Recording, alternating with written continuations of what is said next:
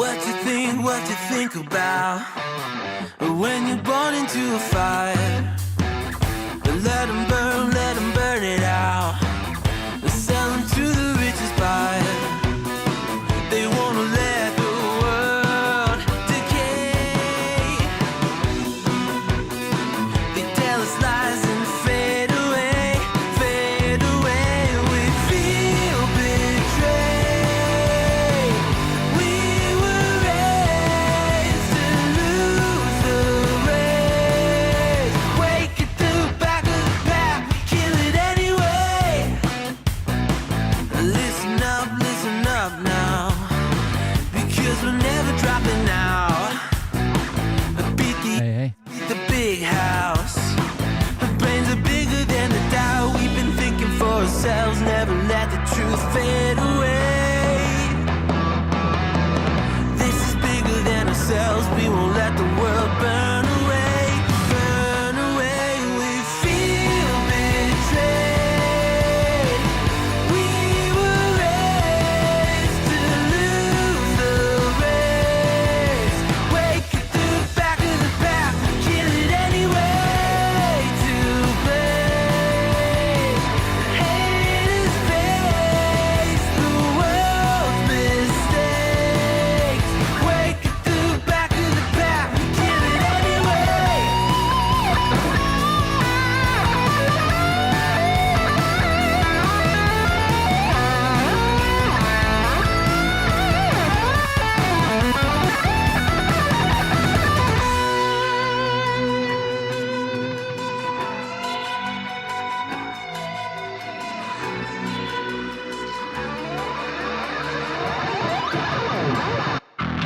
And we feel betrayed. We were raised to lose the race.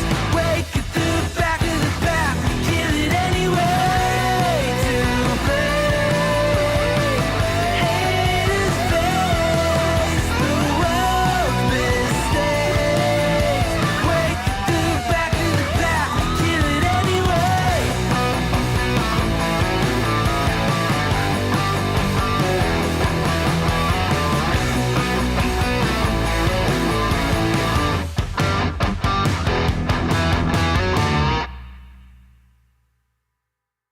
What's up, everybody?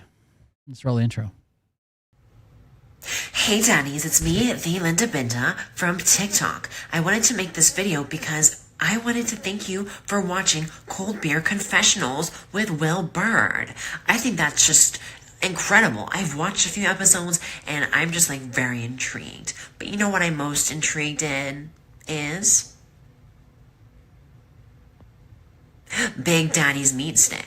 I heard that it's very thick, like a good old German sausage. You know, Linda and her coochie loves that. Oh, never mind. Let's not go there.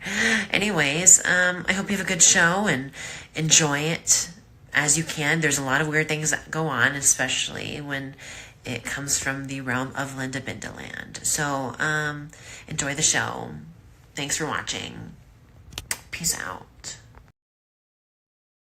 Welcome, everybody. I'm Will Bird. This is Cold Beer Confessional. Thank you for joining us.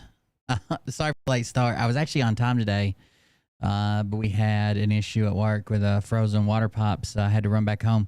That's what I've been doing most of the day. We got some pretty frigid temperatures right now, and it's supposed to get worse. I think one day it's supposed to be down in like -6. Is that Friday? I can't remember what day, but today it didn't get out of the 20s, and it was down around 0 all night. Saturday, I think, supposed to be the coldest day.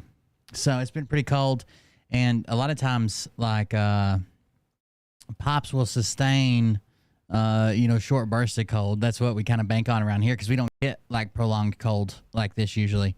But when it doesn't get above freezing all day and then it's super cold at night, it is what it is. So I spent some time sealing up a door, working on my own home and sealing it up, adding some insulation to it just because I've always wanted to. And then I finally got here after working all day and got a call that the pops were frozen at one of the rentals. So I went out and thawed them out with a torch. But I'm back. They didn't take long. Nothing was busted. It's PEX. It's actually, I don't know what the last maintenance guy there did, but like I saw it back in the summer.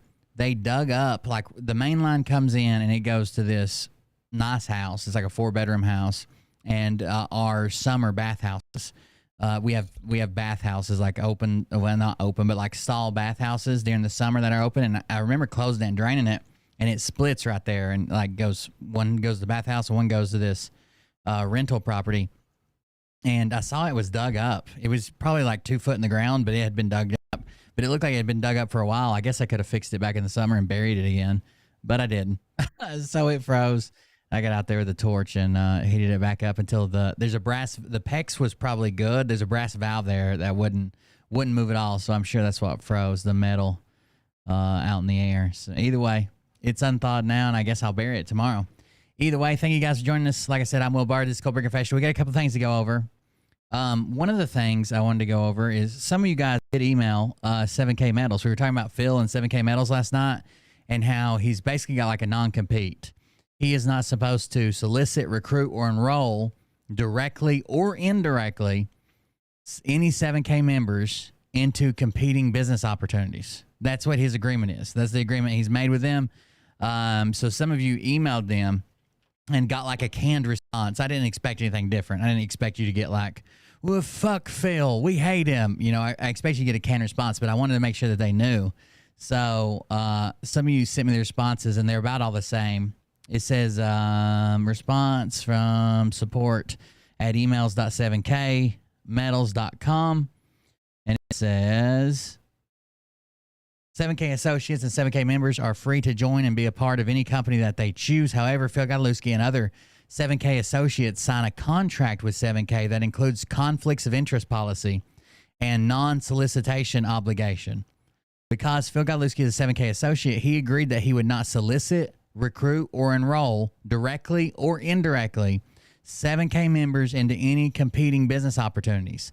It sounds like LifeWave has a competing business opportunity. Is that what it sounds like? It sounds like a LifeWave has a competing business opportunity. Is that why it sounds like he wouldn't even say 7K Metals on his show? Is that why he said, call in, we'll figure out a way. You got a husband, don't you? You got a spouse, got a neighbor, got a dog. We'll sign up. We'll just commit fraud and sign up your pet. Fucking idiot. Anyways, they then go on to say, we completely understand your desire to explore other opportunities. The key point here is that the policy isn't about preventing you from joining LifeWave or any other venture. You can join and be part of any company you choose. This is really about Phil's commitment to his contractual obligations with 7K. Again, that statement reads, let me start back up here.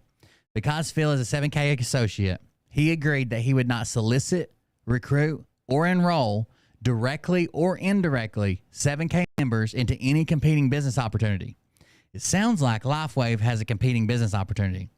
We completely understand your desire to explore other opportunities. The key point here is that the policy isn't about preventing you from joining LifeWave or any other venture. You can join and be part of any company you choose. This is really about Phil's commitment to his contractual obligations with 7K.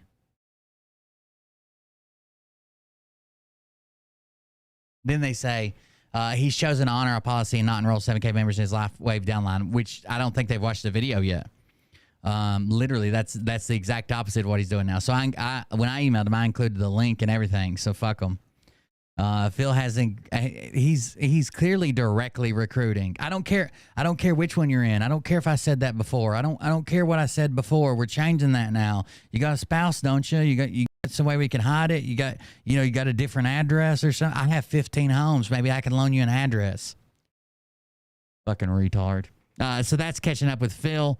There was a few more things. Scott Rogers, I forgot to show that. Scott Rogers has changed his username.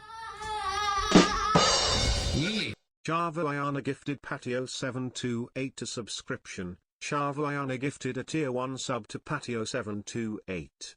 This is their first gift sub in the channel. Thank you for the gifted sub. It's called Scott Rogers. Instead of being the White Tiger Ranger, the real White Tiger Ranger is now Power Ranger and the Horse Ma. We don't believe you will. Power Ranger and the Horse Ma. What is that? 445 just resubscribed for 19 months.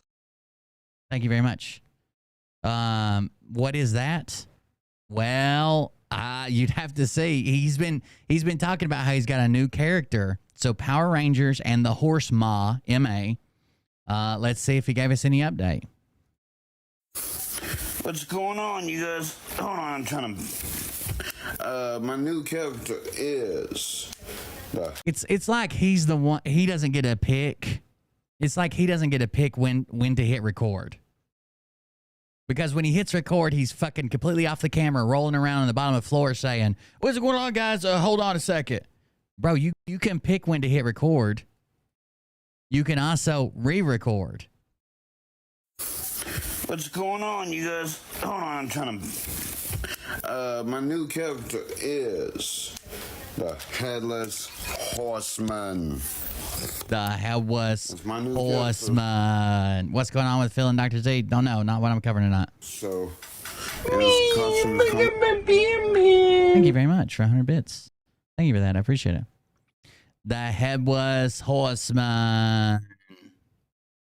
Oh, Hop Train. So, his costumes come Friday. Patio 728 just gifted 5 Hot subs. Tunes coming Friday. Thank you for the gifted subs. I appreciate it. Let's see all those. Damn. Thank you. You guys, hold on, I'm trying to... my new character is the Headless Horseman. That's my new character, so his costumes come Friday. What's going on? There you go. Costume will be here Friday. Let's see. This is X-Men style mutants, mutant powers, beast, hybrids, vigilantes, beautiful, fierce, armor, leather X-Men, suit, superpowers, plasma, elemental magic, animalistic, storm, gambit, Wolverine, rogue, X-Men, mutant. These are all AI prompts. So this is one of the AI filters. The Headless Horseman.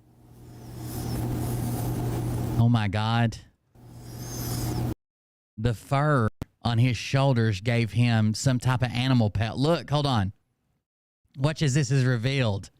The AI picked up how furry his shoulders were and gave him an animal pelt. My God, Scott. If AI thinks you need to shave, that belongs on a different animal. Jesus Christ. What? Wow. Let's see.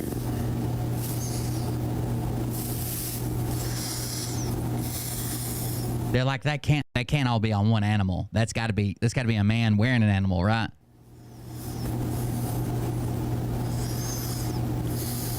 Wow. Wow.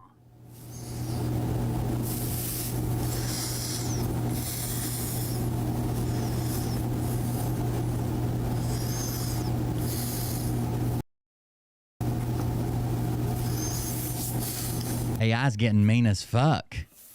What's going on, everyone? White Tiger Ranger here. We got 2 or 3 more people to shout out. Oh, yeah, he was shouting out all his friends that he loves so much. Now he's got more friends that he loves so much. Nintendo. Nintendo. Go Z Ranger. Go Z Ranger.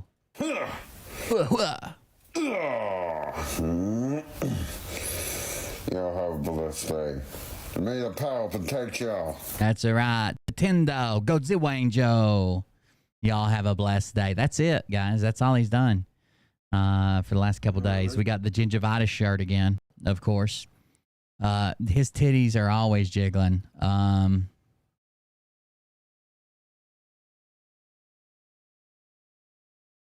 on.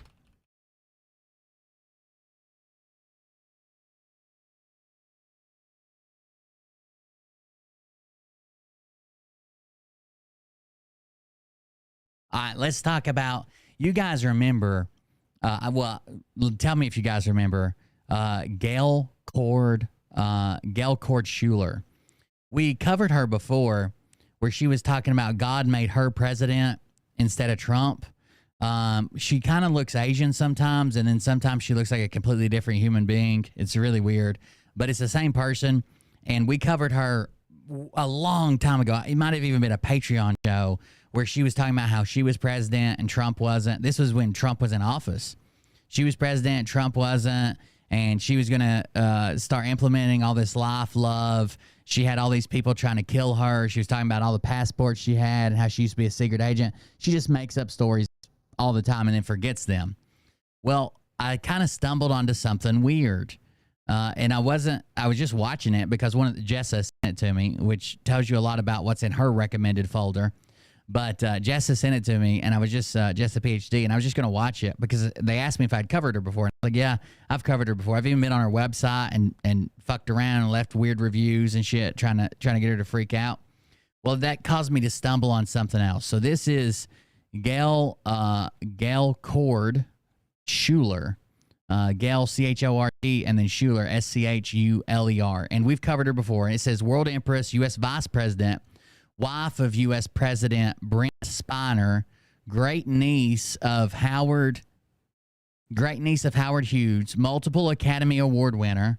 None of these things are true, by the way. This person's a fucking nutcase.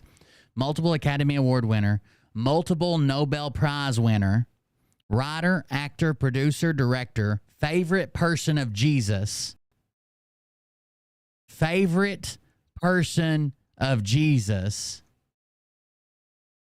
playmate of the century, and sexiest woman. Now we know why Jesus is so into you. Sexiest woman alive, playmate of the century. So she has all of these. So she's got Patreon, she's got Twitter, Gab, Amazon wishlist, BitChute, social media summary, Audible, Gail's cooking channel. And this woman is a fucking nutcase, dude. A fucking nutcase. But every once in a while,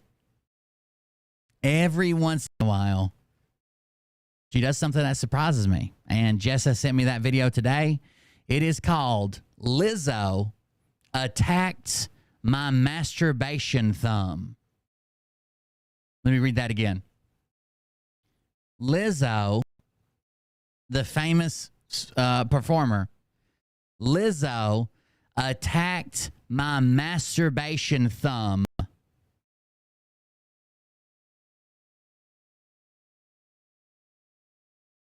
Here we go. Oh, thank you, Jim, from Florida. I just got a notification you sent a donation. You didn't want anybody to know about it, like secret, like. So Jim from Florida just sent a donation, guys. Thank you. Appreciate it. I can sneak out of here for 3 months. Here we go. Well, I was Skyping with Zach Knight and telling him that LIZZO. Skyping with Zach Knight and telling him that LIZZO. Oh, was it not from Jessa? I thought it was from Jessa. Messed up what I call my master. Oh, I'm wrong. It was from Dr. J. Y'all are right. For some reason, I thought it was from Jess. Oh, I guess because Jessa did the thing about be careful and stay warm. It was from Dr. J. So we know more about Dr. J's recommended videos. Her videos are all about masturbation thumbs. Well, I was Skyping with Zach Knight and telling him that LIZZO messed up what I call my masturbation thumb. I used my third thumb on you, Mariah. I wish it didn't have that hangnail on it, though. That's the weird part. And this is the thumb that I use when I... That's the thumb she uses, and we saw the bandage, right? She's not lying. It's got a Band-Aid on it. Well, I was Skyping with Zach Knight and telling him that LIZZO messed up what I call my masturbation thumb. And this is the thumb that I use when I... when Brent and I see... She is stuck on Band-Aid brand because masturbation thumbs are stuck on her. Okay, LIZZO. Not her neighbor whose nickname's Lizzo. Not some random person at the homeless shelter Lizzo. But the actual singer-songwriter, probably Grammy Award winner, Lizzo. Fucked up her masturbation thumb, and she's going to go way too deep into her and her husband's sex life? Well, I was Skyping with Zach Knight and telling him that LIZZO messed up what I call my masturbation thumb. And this is the thumb that I use when I, like when Brent and I never see Brent or... Clearly, none of you women are flexible enough. Okay? The bigger the button, the bigger the digit to push it. What are y'all doing? Come in from the back. Think about the top of your thumb. From the back. Up in your grundle, right? Like you're giving your fucking taint a handshake. Then put that thumb up on the back. The top of the thumb. Jesus Christ. Everybody give their pussy a handshake from the back and see where your thumb lands. How do I have to explain this to you? Actually feel his entire penis when it comes to use. When I, like when Brent and I never see Brent or actually feel his entire penis when it... Okay, so she's married to the president now, according to her channel description. I read that. Brent Spiner, who is the U.S. president, and she's his wife, she rarely sees him or feels his entire penis. I've picked you up and carried you around like a fucking six-pack. You tell me you don't think I get my thumb on it? It comes inside me. And so I usually need to give myself a little help to get to an orgasm if I'm interested in getting one. I have some... If she's even interested. Sometimes she just takes a third of a penis and is like, maybe I'll read a book. Sexual tendencies, so it's not really a big deal to me whether I get an orgasm every time I have sex with Brent. I mean, I can still be happy with the experience even without an orgasm. Sounds like you're just putting Brent down. Jesus Christ. If Mariah's like 90% of the time we have sex, I don't orgasm. First of all, I'd call her a liar and point to our sheets as well as my snorkels and goggles that are stained. Then, if I did believe it, I'd probably jump off a bridge. And this is, LIZZO apparently attacked this thumb because she realizes that this is the thumb that I use to stimulate myself. So why did she do this? Wait a second. Maybe she's doing it different than the rest of us. This is the thumb that I use to stimulate my... Hold on. Check out that wrist action. Give me a second. Hold on. She attacked this thumb because she realizes that this is the thumb that I use to stimulate myself. So that I can get an orgasm with my sex partner. And the one I've been having it with all the time has been my husband, Brent. He is in the mood every day. She has not made me unhappy. I thought you said you didn't see him very often. And you've never felt his entire penis. Simply because I don't need to have an orgasm like most Jesuits do, you know. Good thing she didn't go after the fucking pinky toe that you use to anally stimulate yourself. That could have been tricky. To be happy in my sex life. I get most of my sexual satisfaction from the intimacy, the closeness, and the best friendness of the intimacy. So Never give up on that best friendness. I actually experience a lot of the orgasmic part by... She is stuck on Band-Aid brand because Band-Aids stick on me. Because germs don't stick on me. Because they hold tight no matter what on fingers, toes, and knees. Stuck on Band-Aid brand because Band-Aids help heal me. Vicariously. In other words, it's really easy for Brent to get an orgasm. I mean, he's humping into me just about not just about every day. In fact, really easy for Brent to get an orgasm, okay? Brent was one time texting a minor child from his car and said he came in his pants twice already, but he's humping on me every day. Brent humps on me every day. To be fair, Mariah could probably say that. Depending on how long she holds still. If she keeps moving, it's a little bit harder. But if she pauses for a minute. It's really easy for Brent to get an orgasm. I mean, he's humping into me just about not just about every day. In fact, one way that I know that he's okay and that he's alive and that he's well is that it's reassuring for me to feel him humping, because then I know that I know he's okay, right? Okay. Then Mariah could definitely testify to that. As long as I'm humping, I'm probably good to go. I'm not dead. Right? I'm not dead. Imagine a whisk instead of a flick. Give it a whisk. We beating eggs? Are we scrambling eggs? Right? So, Rule 13 wanted me to demonstrate how, she says apparently she's never used her thumb to help her get an orgasm. Here you go, ladies. You asked for it, and so did some of her audience. They've never used their thumb to orgasm, so she's got a demonstration for you. She just totally relies on Zach Knight's penis. I thought every woman did this, so maybe it's only women with asexual tendencies that tend to do this. So yeah, she's not ruining my day. I'm not going to be able to use this thumb to get an orgasm for maybe a couple weeks because Brent had to put stitches in it, but it's healing very well. And Lizzo did this to her, and now she needs stitches. She was just trying to scramble her ovarian eggs, and boom, Lizzo bit it. Brent is such a good doctor. He has, he's done a really good job fixing it. Plus, I'm eating vitamin C foods, lots of protein, things like pumpkin seeds. Chocolate is actually good, especially with a high cacao content, for healing. And the wound is healing. Is it cacao? I've only ever read it, but I thought it was cacao. Apparently, like it's got some ingredients in it that help with like bringing on like a mushroom trip. And I was reading about it the other day, but is it cacao? Am I saying it wrong? You're right, Will. Okay. Very well.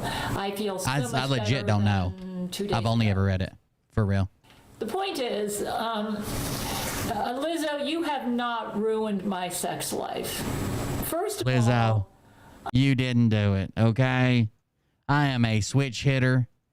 I've got 4 other digits on one hand, 5 on the other.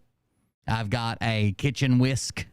Unlike you, I don't need sex or lots of sex to be happy in my relationships. Okay? Yeah. There's your first mistake.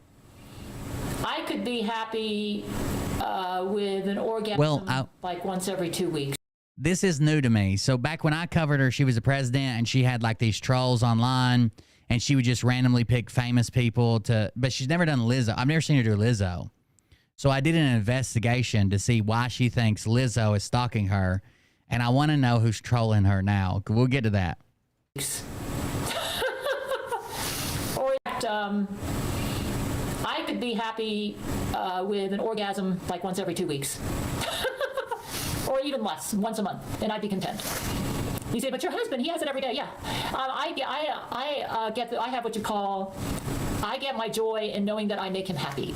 My vagina is available to him all the time. So you have not put a dent in my happiness. Since I only need an orgasm like once every 2 weeks, and since my thumb will probably be healed within 2 weeks, I'll be fine. If I say, well, can't your husband's penis get to an orgasm? I don't know if it's because I have asexual tendencies or what, but my entire life, no man's penis has ever given me an orgasm.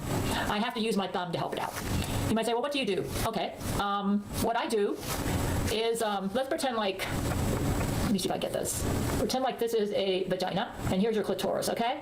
What I'll do is put the... Wait, it's upside down. Oh, she's just grinding on her thumb knuckle. She's just grinding on her thumb knuckle. Right? Because if that's down there, then she's on her belly. So she's just grinding into her hand. Put in there and cut. Usually, and what's really funny is she gave me the cut right on the knuckle. That's usually just and that's what she used. She's a knuckle lady. She's a knuckle lady. I've heard about knuckle ladies. To stimulate my clitoris. So it's kind of like, first of all, I need to connect with my partner sexually. I mean, like, sure you do. I kind of just show us the knuckle job, lady. Vicariously experience what in my mind I She throws the old knuckleball. pretend like I'm in their body, that I'm actually a man and I have a penis. I actually visualize that in my mind while we're having sex. And because maybe it's because I have asexual tendencies, I have to kind of do that to get into it. So what I'll do is kind of like rub my thumb very caressingly and soothingly into the clitoris, stimulating it, getting it. It's almost like I'm allowing my partner's heart to go into the I don't know if I can bend my hand like that. It's a kind of like I'm transferring what I sense I'm feeling from his heart while he's having sex with me, putting it into my thumb, and then putting the feelings right into the clitoris. Like if he's really in a passionate mood, I'll go really rough. Like, oh my God. If he's more in a caressing mood, like he's you'll knock a damn varnish off of it like that, lady. Jesus Christ. using his penis more, then I'll kind of like. So basically, what I do is for me to get turned on, I have to have an emotional connection with my partner. Okay, and what I do is during sex, the old knuckle duster. I kind of lose myself into their body mentally and emotionally. The old knuckleball, corner of the plate.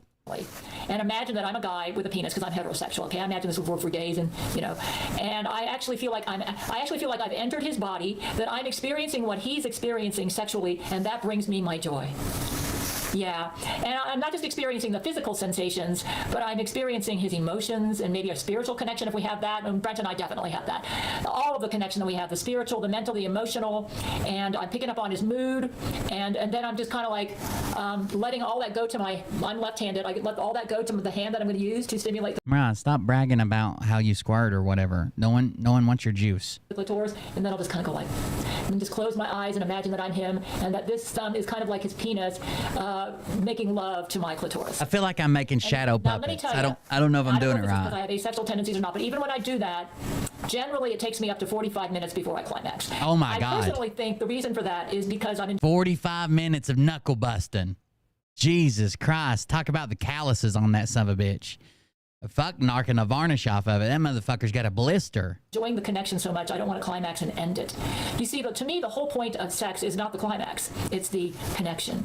The fact that I've mentally, emotionally entered into my partner's body, and that we've totally bonded. That's why I have to do the bed sheets 3 times a week, because it's a famous song about your juice. Sure. So to me, the most enjoyable part of the sexual intercourse is not the climax, but the actual feeling of having bonded with my partner during the sex. I've got calluses. I've got calluses on my hands from working with fucking shovels and pickaxes and fucking turning wrenches and shit. I don't think it'd take 45 minutes of old knuckle busting.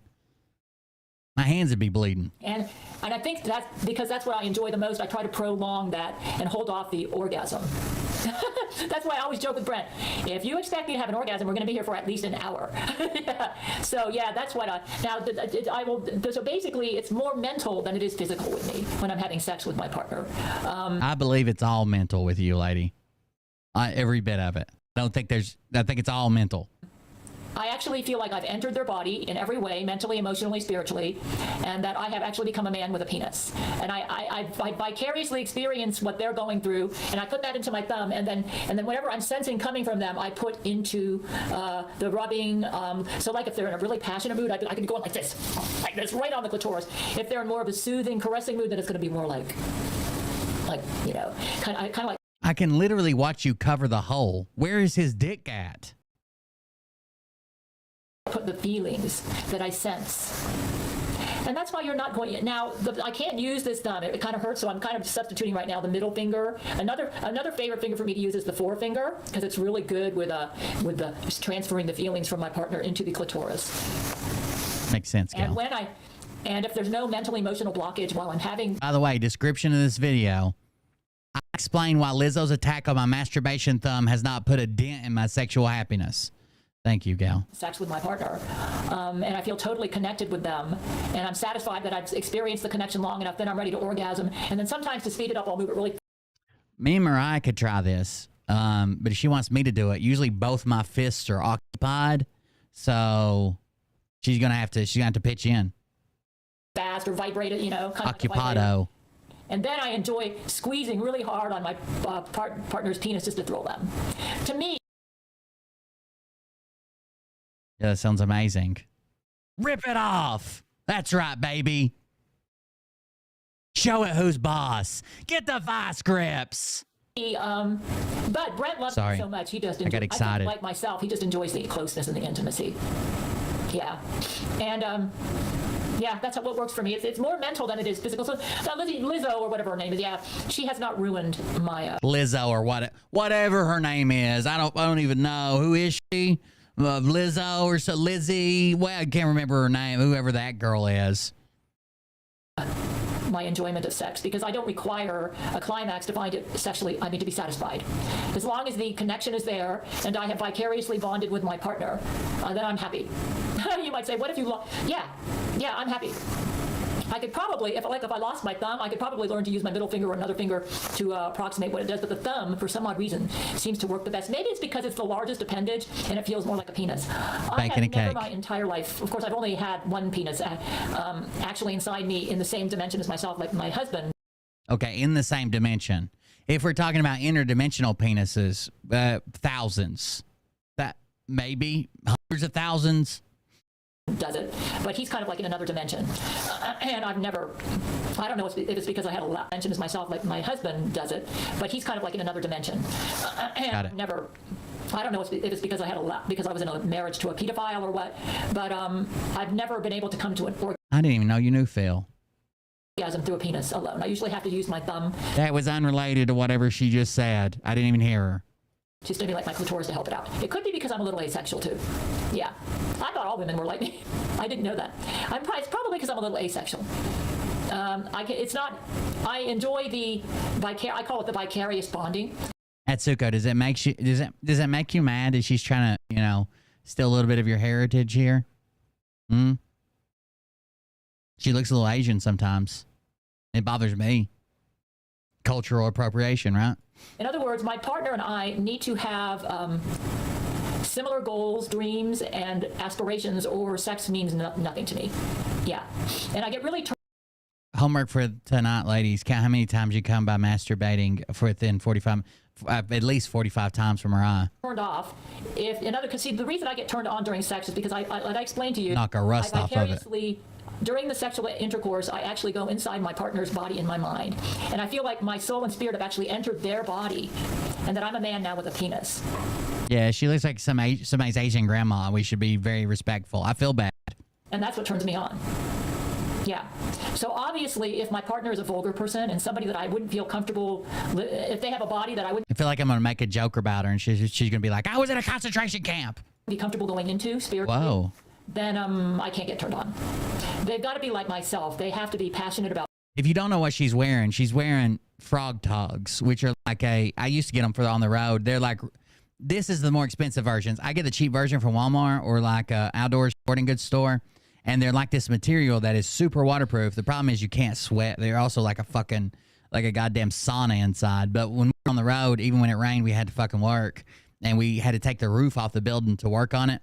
So you just get poured on by the fucking rain. So I would wear frog togs all the time. And usually they would be shredded by the end of the day. And I would just buy pack after pack after pack because they're fucking cheap as hell. But this looks like an upgraded version. But frog togs are super waterproof, but they are not breathable at all. You can't be 100% waterproof and breathable. It's impossible. Because, breathable has to let water vapor out. And waterproof has to keep water from coming in. So it's impossible. Goodness, forgiveness, being a big person, and actually, I don't know if you guys have ever seen. There's a guy that did a breakdown on what Gore-Tex is, and now it's basically nothing. It's just everybody looks for, like when you go for like winter boots or a winter jacket or whatever. Everybody wants to see Gore-Tex. It's actually nothing that wasn't done already. It's nothing new. It's just a brand name kind of. I don't know. You guys should watch it. And enjoy. To me, an awesome sexual experience is one where my partner shares my dreams for a universe filled with goodness and love. Wonder how many partners she's had. Which dimension? Love and forgiveness and compassion. And if we could And if we can like connect like that while we're together, like we're sharing our dream for this, then the sexual experience is very meaningful to me. It's almost like a form of passionate meditation for me. Yeah, I actually become my partner during the sexual experience. Nothing turns me on than during sex for me to vicariously experience their deepest dreams and longings while they're connecting with me, with their body and my body. And that's why, yeah, for me, sex is much more mental and spiritual and emotional than it is physical. And that's why you haven't ruined my sex life, even though my thumb is basically not able to work. I'm going to knuckle shuffle your cock like I'm mad at it. Give it the old knuckle shuffle. Like the way because it hurts. It's right on the knuckle. And that's the part that I use. That's the part she uses. It hurts. So the secret is not so much, like I actually transfer the heart of my partner and kind of like make my thumb their penis. And I transfer the heart of my partner into my thumb is because I feel like it's... She takes the heart of her partner and transfers it into her thumb to make it her penis. Duh. The old knuckle shuffler. More mental than it is physical. So that's how I use my thumb. But you got to remember, if you're like me, in order for it to work, you've got to mentally, emotionally, and spiritually put yourself during sex inside your partner and literally become their whatever sex organ they're using to connect with you. I think during all processes of sex, I'm inside my partner. I think it's penetration that classifies it, right? Okay, so I actually, in my mind, become my male sex partner, and I am their penis, and I pretend like this thumb is the penis, but not only the penis, but the heart behind the penis. And the heart behind the penis. Everybody knows that's where a man's heart is, right at the base of his penis. And I stimulate it by what I sense is coming from my partner, and then I put it into however I move it on the clitoris. I'm usually terrified because I don't know if I'm having an erection or a heart attack. They both seem to be in the same area. Yeah, the clitoris in a woman is like the woman's penis. That's what she has to stimulate to get turned on. So yeah, I don't know if that makes any sense. And to be honest with you, this topic kind of bores me in a way, but the way Dragging her liver-spotted knuckles across her raisin is not given masturbation mastery. I described it doesn't bore me. If I talk about the emotional connection, it's exciting to me. Like if I was just going to describe it as just the technique you use to stimulate, it would be totally boring to me because, like I've explained to you, I get turned on by the connection, by vicariously entering my partner's body during sex. You might say, what about when you were married to your ex? That's really funny. With him, I never could vicariously. You use two thumbs. Which might explain why I never got an orgasm with him. I never could vicariously enter into him, which might explain why I never got an orgasm with his penis. Yeah. You might say, but you haven't gotten one with... To be fair, she kind of looks like my penis kind of looks like that. Not the green tint, but if you changed out some flesh color palette here, kind of looks like that. Obviously, one eye that winks at you, but still. Any penis. Yeah, like I said, I think I'm a little asexual. So,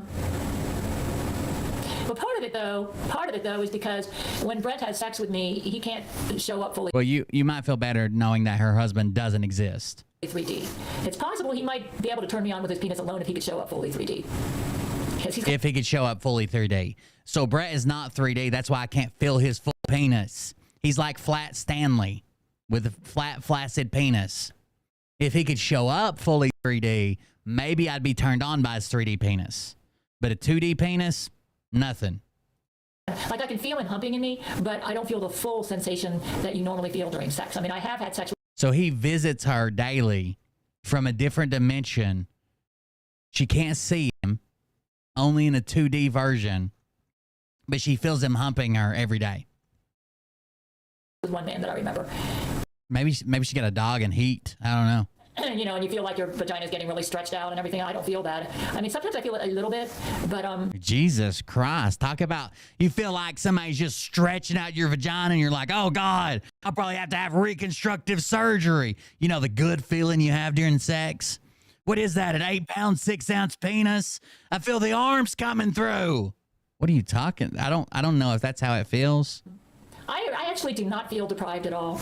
You have not ruined my sex life at all, simply because I don't need a climax to find sex satisfying.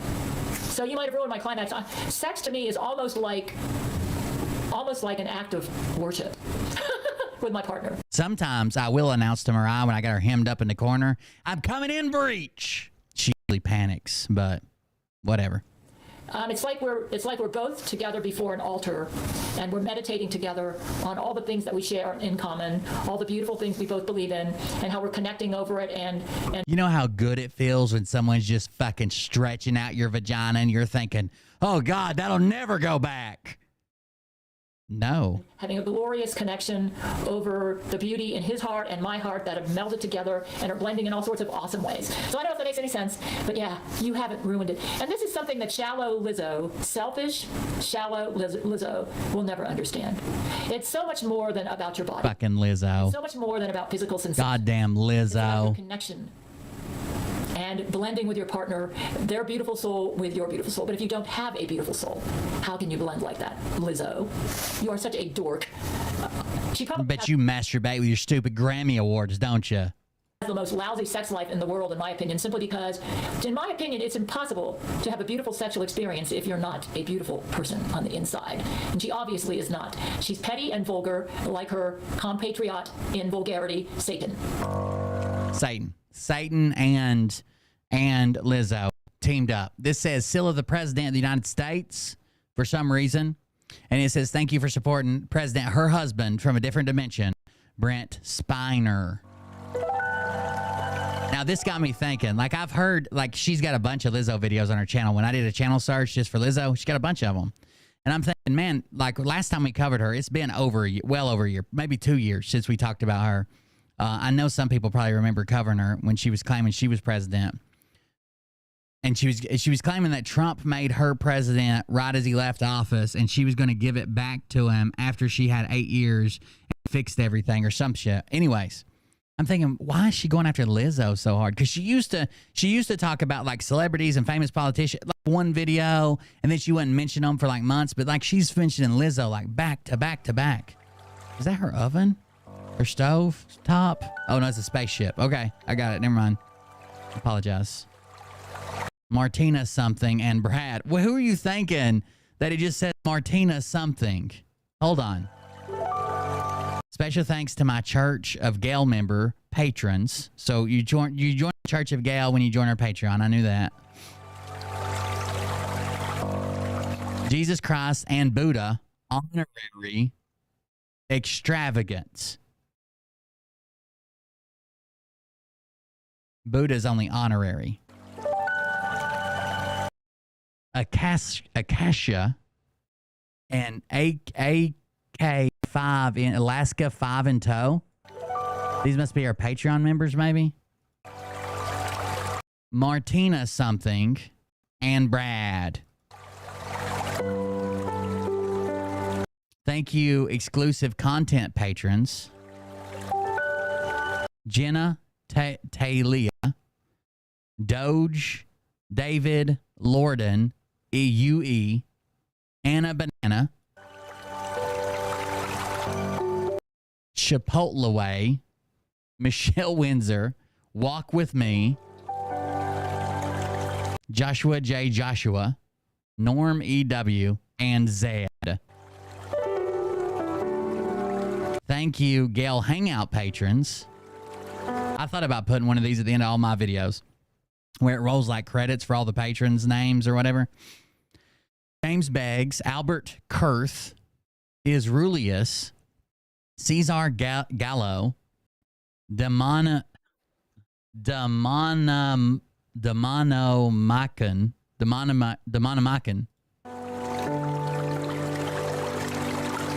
Sonny JPG, Mrs. Parker, Tinchi, Guy Man, Cameron Nahas,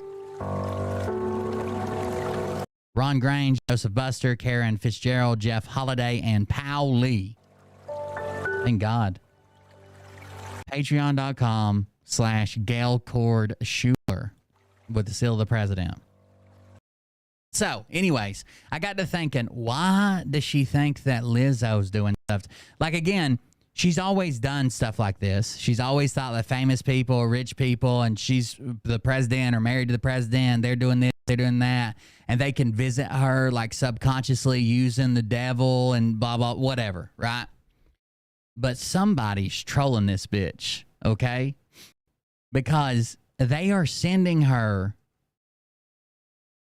rap music that they claim is LIZZO that someone has made that mentions her. Just listen, hold on.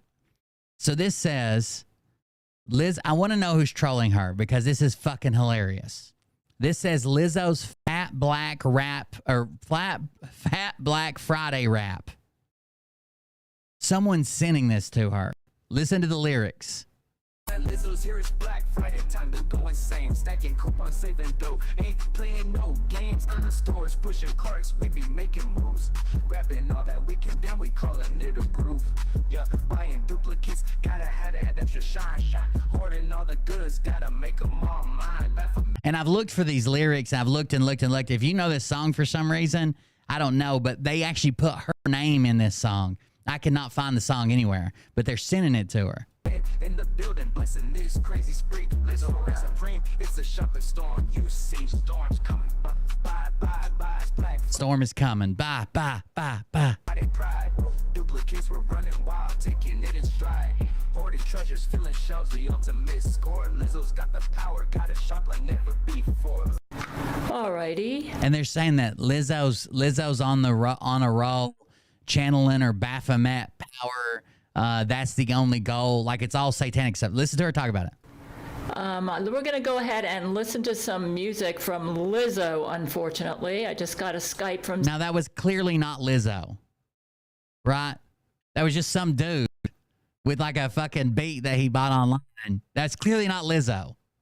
We're going to listen to Lizzo's new rap song about me. Zach Knight, listen to the first one. Lizzo's here is Black Friday, time to go insane. Stacking coupons, saving dough. Ain't playing no game. Okay. This is Lizzo's Friday rap. Time to go insane. Stacking coupons, something. It's time to go insane.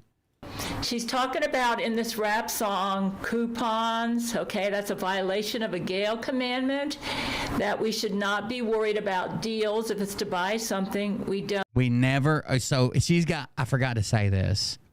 She's got the Gail commandments. We probably need to brush up on the Gail commandments of God. All the Gail commandments are important, even Gail commandments 2.0, which may be a correction to the video just below. Don't hoard. Don't buy duplicate items. Don't buy anything outside of food and bills. And don't listen to any of the Antichrist lyrics. Now, immediately they say they're stacking duplicates, right? They're buying tons of duplicates. They're hoarding everything. They're literally doing the opposite. So whoever made this rap is doing the opposite of the Gail commandments and telling her that this is Lizzo. So let's watch the Gail commandments, or let's read them. I don't really want to watch the video unless you guys do, but... Thou shalt take Seroquel, the medication designed by Jesus, every day as prescribed at the same time every day. Thou shalt eat a balanced diet without concerns about allergens or toxins, using the method of calories in, calories out as a guide to weight management. Thou shalt not toil in activities, even honorable work for the Lord, to the extent that sleep is sacrificed. Set aside at least 8 hours per night for sleep. Thou shalt honor the Lord's temple by taking time every day to self-groom, bathe, brush teeth, and stay clean. Thou shalt honor the home. Thou shalt honor the home of Jesus' favorite by taking time every day to clean, wipe down, laundry, vacuum, and dust your apartment. Thou shalt go on walks every day, enjoying the day that the Lord has made, unless he made the day rainy or unsuitable for walks. Then you exercise indoors with the windows open.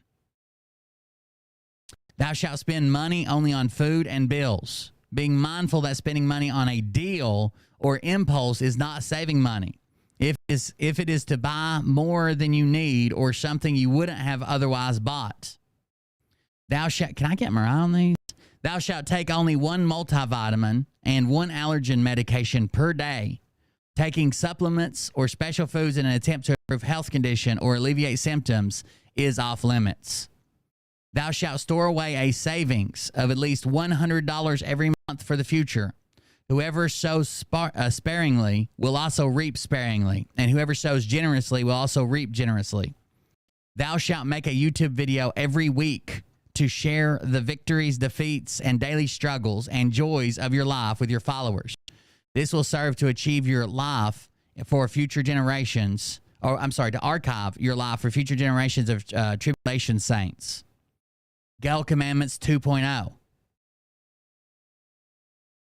Sarah Quill is a babe. God said, let there be light. Thou shalt keep the windows unobstructed and the blinds open every day, enjoying the beautiful view the Lord has given. Thou shalt not keep storage items in a living area. Any storage items that do not fit in the allotted storage spaces are considered excess hoard in the sins of gluttony and sloth, and must be thrown away. Storage spaces include closets, dressers, and cabinets. Items such as racks, boxes, plastic bins, or baskets are not storage spaces and must be placed inside a closet or cabinet. Thou shalt not add storage furnishings to a home, such as shelves, storage racks, or any other items used to store or accumulate excess items. The only exception is the addition of a bookshelf, of which only books and movies may be kept. Thou shalt not repurpose items to create new furniture. For example, turning a garbage can over to use it as a new table, or using a box to create a new table. What's a good idea? Thou shalt not use air purifiers, humidifiers, or other air filtering devices in the home. Doing so exercises unfaithfulness in the Lord to protect one from airborne irritants or illness. Thou shalt keep the floor space free of loose items, including boxes, containers, laundry baskets, and or plastic bins. The home must be as open, light, and free as is the heart of the Lord. Thou shalt not accumulate duplicate items. So they're specifically making this rap to troll and trigger her and saying it's Lizzo, but it's a dude. But everything that she commands, like her commandments, they do the exact opposite in the rap song. That's what I want you to listen for. Thou shalt not accumulate duplicate items when only one of these items is required. Unused items must be thrown away. Hoarding excess items exercises unfaithfulness in the Lord to provide for one's needs. Thou shalt not stockpile items. This includes excess paper towels. You're only allowed to buy one paper towel at a time. Not a roll, one paper towel. What, are you storing it? The fuck out of here. Water jugs or other supplies that are regularly used but are not needed for immediate use. Do not stockpile them. Thou shalt not keep disposable items such as paper plates, plastic utensils, Ziploc bags, plastic bags, or other such items at all. You cannot own paper plates, plastic utensils, Ziploc bags, plastic bags, or other such items. Thou shalt set aside one purpose for each area of the home. The kitchen's purpose is for the preparation and storage of food, kitchenware, and kitchen cleaning items. The dining table is only for eating and is kept clear between meals. The computer desk is for the computer and contains only items related to using a computer. The nightstand is for the use of a bedside lamp and clock. The bathroom's purpose is for bathing and contains only bath and self-care items. Each item has its place. Cross-pollution between purposes of the home is a sin and will lead to disharmony. Thou shalt not seek out loopholes around these commandments, lest one breaks all of the commandments at once. Now, these are the commandments. That's all, including 2.0. That's all the commandments. Do we need to hear them explained? Hold on. My supporters wanted me It's over an hour long, but we'll listen to some of to it. make a video about how to do the Gail commandments. I do remember. Oh, shit. I was just trying to speed it up. God damn I it. did pretty recently, so that should be okay. Jesus instructed me. At that time, I was having problems with a little bit of diarrhea and irritable bowel. And Jesus instructed me to go through my refrigerator and all my cabinets and throw out anything that was expired. So even though we are only to spend money on So because she was eating expired food, she had diarrhea and irritable bowels. food and bills, we certainly should not be eating expired food, because that's just not a good health practice. And like what I just did is I went through my freezer and I had a whole section here. This is frozen lemon juice, which I did pretty recently, so that should be okay. But this has been here probably for almost 6 months, okay? So I figured frozen tomato products, even though it's tomato, and I had some frozen bread. You can freeze bread, but that was also about 6 months, and I ate some, and it tasted kind of stale, so I threw all that out. Yeah, I used to rewash my Ziploc bags. Jesus told me to quit doing that. She used to rewash her Ziploc bags, and Jesus said, no, ma'am. That's actually kind of like a violation of Gail Commandments 2.0. He that rewashes the Ziploc bags is blasphemy. in the eyes of Jesus. So I'll be going through that. But what I'm doing right now is I'm emptying out all of the jars, and then I'm going to wash them. You might say, these are jars that I had to store like leftovers. That looks like excess and duplicates. So yeah, I'm doing that right now. But yeah, don't. Even though we want to save money, it's not worth it if you're eating expired food because it can make you sick, right? Yeah, but not only that, it's kind of like having clutter in the freezer and in the refrigerator when you've got food in here that you're not using, you know, and that's old. So just take it out, and if I need some more, I'll just go buy it. As you can see, I'm not in danger of starvation, that's for sure. Yeah. And I kind of did the same thing down here. I had some rice water that I used for a recipe, and I actually took that out because it's no good. It's probably spoiled by now. You'd be amazed. So basically, yeah, go through your food every now and then and check the expiration date. And don't hold on to stuff if it's the food past the expiration date. Just if you feel like you're going to need the item. This is clearly before she outlawed Ziploc and plastic bags. And some foods, if it's that'll be more along the line of Gail Commandments 2.0. Yeah, this is before she hasn't written 2.0, I think. No, here it is. Thou shalt not accumulate duplicate items. Here it is. Okay? When only one of these items is required. Think about it this way. Why am I, so I go out and buy a new can of tomato sauce, and then I got some in the freezer. That's duplicate items. You see what I'm talking about? Unused items must be thrown away. So that's what I'm doing. Hoarding excess items exercises unfaithfulness in the Lord to provide for one's needs. Yeah, that's basically what I was doing with those tomatoes. So they're going. So I can go ahead and go over this. Start off with the ones that I got in 2016.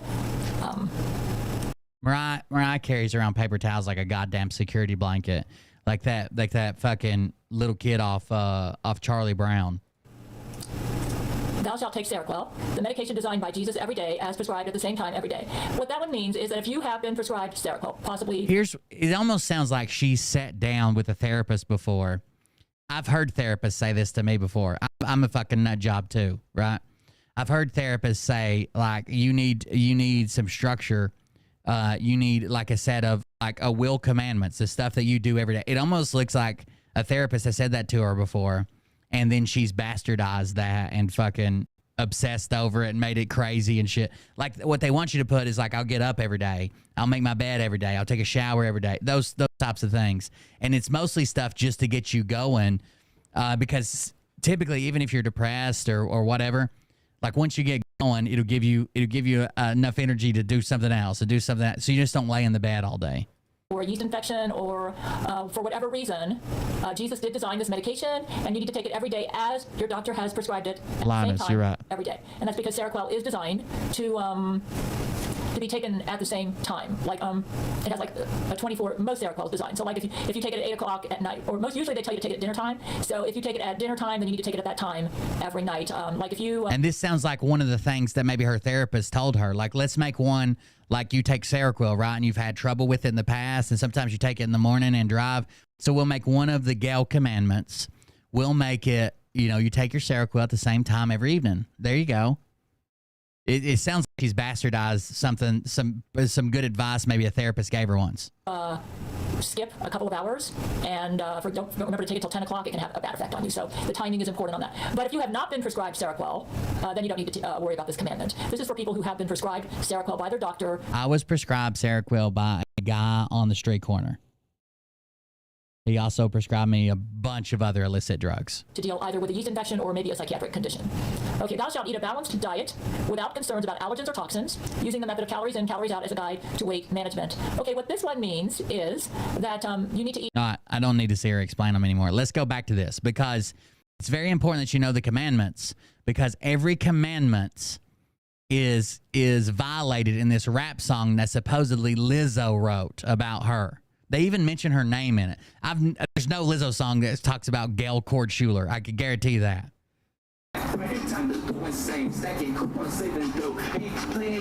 Okay. Stacking coupons. I feel like going insane. Stacking coupons, saving dough. I ain't playing no game. She's talking about in this rap song coupons. Okay, that's a violation of a Gail commandment, that we should not be worried about deals if it's to buy something we don't need. Okay, Lizzo is behind this song. She is causing you to listen to her rap songs, to not analyze the lyrics, and they're putting you under a spell because Lizzo is indoctrinating low intelligence black kids. Okay. Oh wow. And if you play she just come out and said it. These songs on YouTube, then these lyrics are glorifying breaking the Gail commandments. Okay? Yeah. excuse me, I'm goofing here. What I'm saying is these lyrics are glorifying breaking the Gail commandments, so I want to expose this music and get you all to stop listening to it. You need to pay attention to the. I mean, it can be used for sure, for like depressive disorders and shit in adults with a combination of other medications. Words here. Pushing carts, making moves. Okay. Pushing carts, making moves. We should ban Black Friday. Okay. I thought she was gonna say black people, but ban Black Friday. Okay. Why is there a tick right here? It encourages you to take advantage of deals, which is a violation of the Gail commandment, to buy things you don't need, to buy duplicate items. And she mentions my name and Baphomet in these songs. Buying duplicates. They literally said buying duplicates. Like, why would they say that? Like, they're making these songs specifically to troll her, and I want to shake their hand. Look at that. She's saying buying duplicates. She's boasting about sinning, okay? Buying duplicates, that's a violation of the Gail commandment. Hoarding all the goods. You guys, listen to the words. Hoarding all the goods. And right now she just says Baphomet. She's glorifying Baphomet, okay? The one who just tried to kill my husband last week. Oh my God. Okay, now she's... Lizzo is supreme. It's a chocolate storm, you see. She's actually glorifying herself, Lizzo.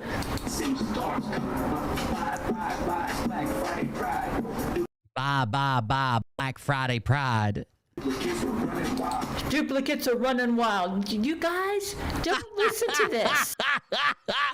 She thinks this is a Lizzo song. Who is sending her these songs?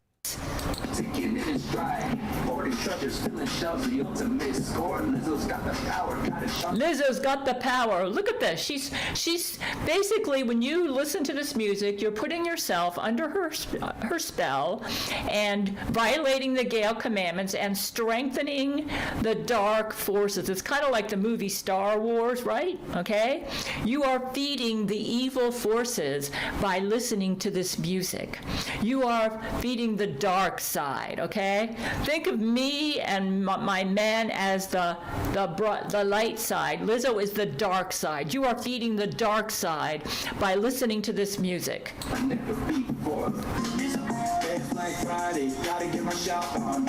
Okay, here.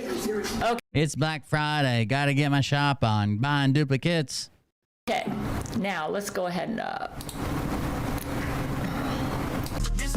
It's Black Friday, gotta get my shop on. Buying duplicate items, filling up my cart's gone. Holding all the goodies, I can't resist. Clearing out the shelves, can't nobody be dismissed. Unless I'm going wild, she's on the road. Got the Baphomet energy, taking control. But Lizzo going wild, she's on a roll. Got that Baphomet energy, taking control. I like it. Uh-oh. got a small dick. Thank you for the Wait 6 till pack. it get hard. She gonna be like, damn, shit, my God. Thank you, guys. Consider supporting the show at coldbeer.fund or buymeacoffee.com/coldbeer. Greatly appreciate it. That's what keeps the show going. If we weren't making money for you guys, I wouldn't find these videos. All the goodies, I can't resist. Clearing out the shelves, can't nobody be dismissed. Unless I'm going wild, she's on the road. Got the Baphomet energy, taking control. But I heard she hating on Gail, Chord, Schuler. Well, let me tell you something that ain't cool, y'all. She's hating on Gail, Chord, Schuler. Let me tell you something now that ain't cool, yeah. I told you. And she thinks this is Lizzo. Not to mention Lizzo took her masturbation thumb from her. She's also writing out these fucking hate tracks, okay? Lizzo going wild, she's on the road. Got the Baphomet energy, taking control. But I heard she hating on Gail, Chord, Schuler. Well, let me tell you something that ain't cool, y'all. Song, we're dropping the beat. Lizzo on the mic, bring it. It just said, it's a rap song. We're dropping the beat. In the heat. Black Friday, we gonna stack the dough. Buying all the things, we ready to go. From the hoarding to the hate, we bring in the flavor. Lizzo, the baby, we the rap song saviors. Okay, now we're going to listen to another one that I got on Skype.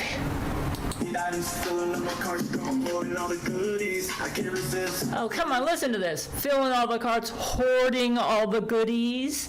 This is music from hell. Filling up the car and hoarding all the goodies. Music from hell!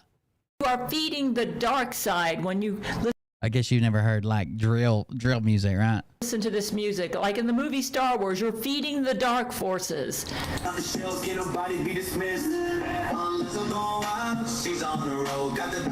Lizzo gone wild. She's on a roll. Why are you listening to this music? Think about what you're listening to. Do you like being on the side of the dark This is a side? fucking bop, Huh? bro. It's a bop. Yeah. So she's saying hating on Gail, Chord, Schuler. I stand for true love and goodness. Yeah, and she stands for lust and murder. I mean, she tried to kill everyone on the planet. Why do you want to listen to this music and on? Excuse me? Yeah, and she stands for lust and murder. I mean, she tried to kill everyone on the planet. Why do you want to listen to this music and honor this murdering woman filled with pettiness and jealousy and competitiveness, and who basically, she's jealous of me, and that's Okay. She's such a low life. And then Baphomet and Satan, She's jealous of Gail and her 600 views. who she serves, are no better. And this is a video from November of last year. Baphomet just tried to kill my wonderful husband last week. God Why are you damn it, listening to this Baphomet. music? Black Friday should be banned as a holiday. It should be called the Black Sabbath or something. I mean, because the whole premise of the holiday is to Another good band. take advantage of deals to hoard.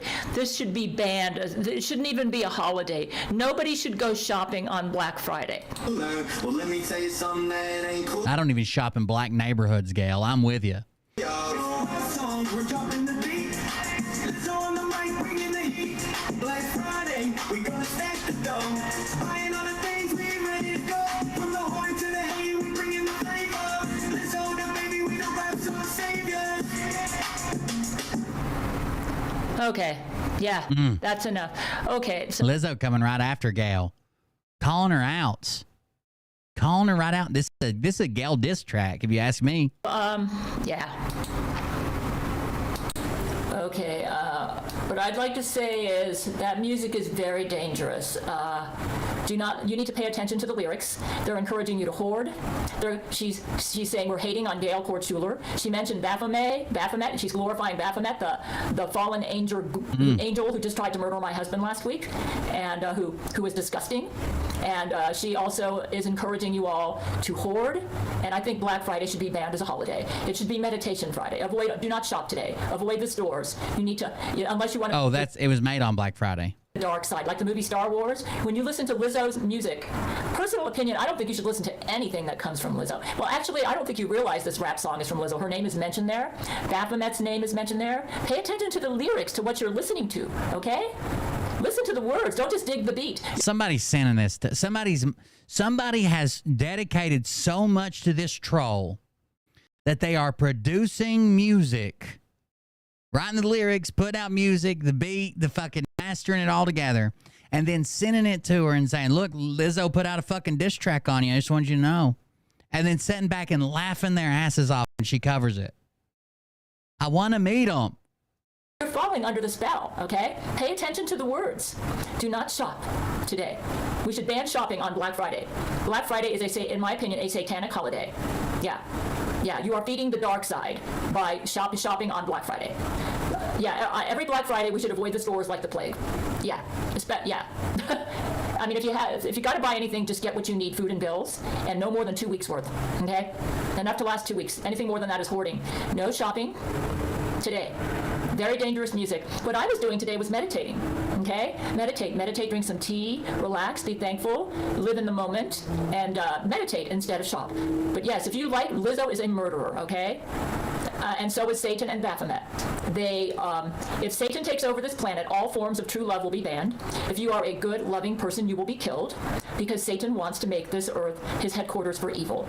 Yes, he wants his own section of the multiverse where he runs the show, and he wants to make earth his headquarters. And when you listen to music like this, you are empowering him.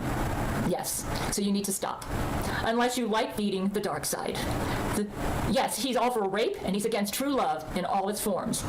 So when you listen to music like this, you oppose true love in all its forms. If he takes over the planet and you practice true love, you will be dead. He will kill you. Yeah.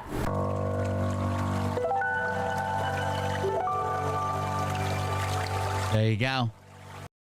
Lizzo's coming after. I got a couple more videos we'll watch before we get out of here. Just I want your homework is to find out who's making these rap songs. That's your homework. This one here is called... Let it load and I'll read it to you. Gail, look at this. See, this person sent her this video. This guy who's probably making the rap music sent her this video, but it's called Lizzo and Her Jesuits Rape My Supporters. Oh my goodness, Gail, look at this. I can't believe it. That's a lot of semen, Gail. Yeah, this Jesuit had a lot of semen. Who is making these?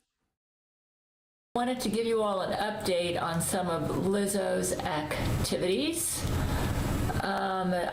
You just watched a video. Terrance says that his favorite park's trees were full of semen. So this was from Terrance Jenkins. When he went out for his walk, he noticed semen on the trees on his walk. Trees were full of semen. So this was from Terrance Jenkins. When he went Terrance Jenkins.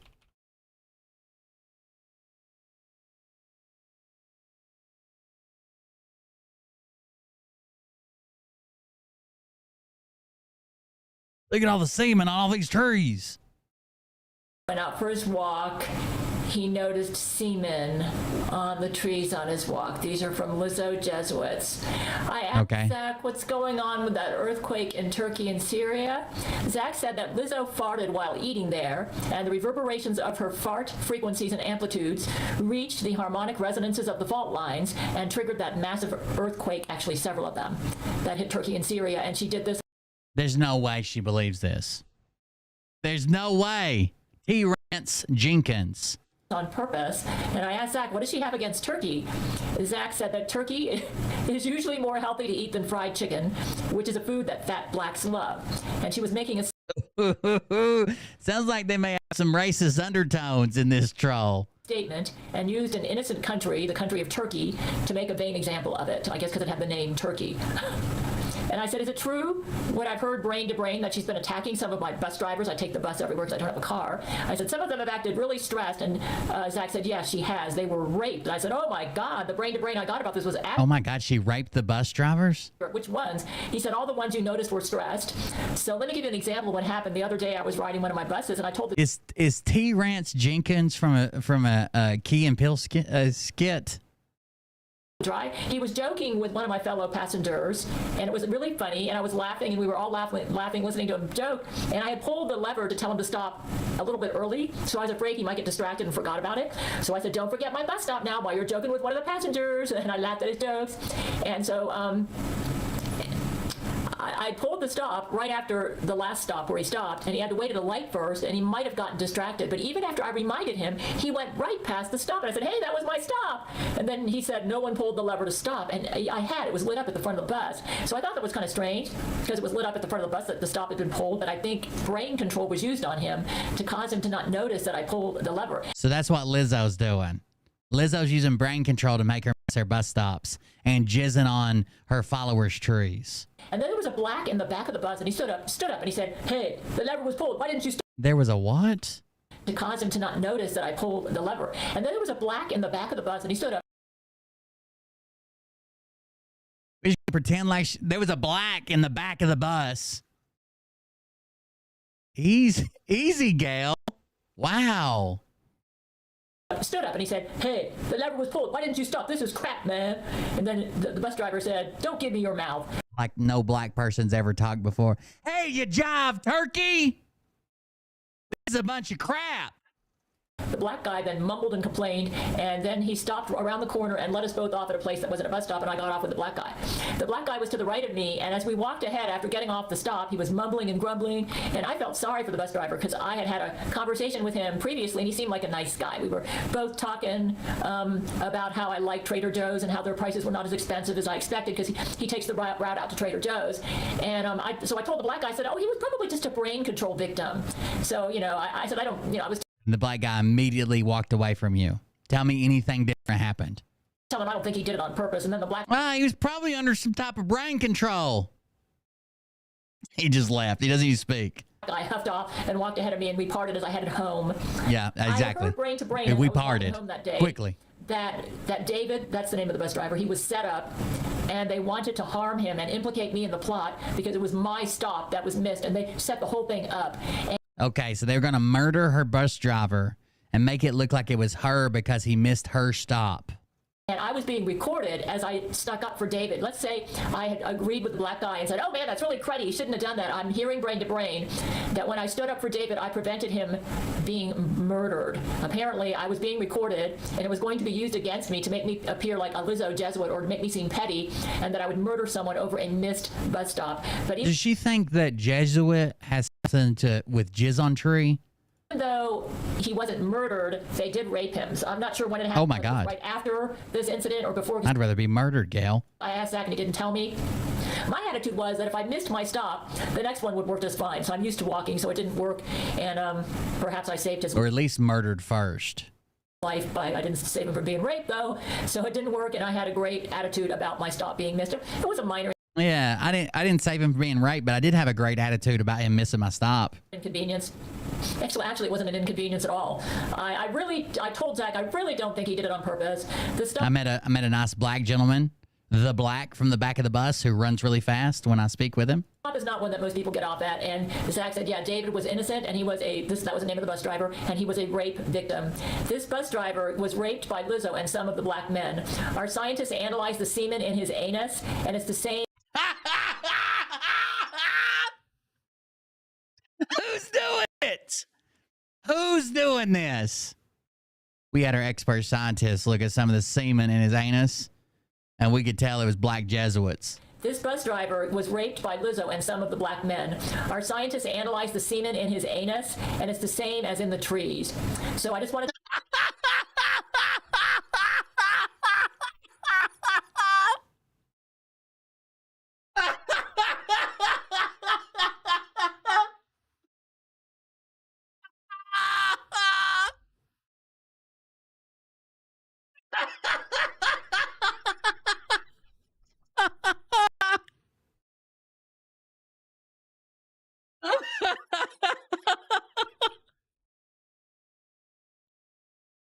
Sorry. to warn everyone that some people are being raped by LIZZO Jesuits, and I'm showing you more evidence of tree semen. Actually, I think I noticed some semen in some of the trees. I don't really get close to the trees, but I think I did notice some semen in some of the trees. And yeah, they tried to frame me with the black guy to make me look like I would want him murdered just because he missed my bus. He forgot to let me off at the bus stop, but it didn't work because I'm just not that petty of a person, you know. I mean, I'm willing to walk a little extra if I have to. Plus, he seemed like a nice guy. So, I felt sorry for him because I felt like he was set up, and I was right. Anyways, just be aware that people are being raped, and we are working on it. And I suggest We'll be aware. We are working on it, though. Gabriel Chana, Fox News. Our scientist pulled a semen sample from his anus, and it was a conclusive match to the tree semen. The latest, I do believe they're going to set things up where they may give you an instrument that you can use to Yeah, I got her sped up. report if you're being raped, or they might, I don't know. Just listen to Gabriel Chana, Fox News. Set things up where they may give you an instrument that you can use to report if you're being raped, or they might, I don't know. Just listen to Gabriel Chana, Fox News 00 on cable or at my website, gabrielchana.blog, and they will give you information on how to protect yourself from LIZZO Jesuits who might want to rape you. So, yeah, I just wanted Oh to my make you God. aware, though, that she is targeting the bus. Oh my, hold on. This one says LIZZO Jesuits force motorboated Brent at Amazon. This can't be. Please have a video clip. Oh my goodness. Oh, no, yeah, that's look the at wrong it. one.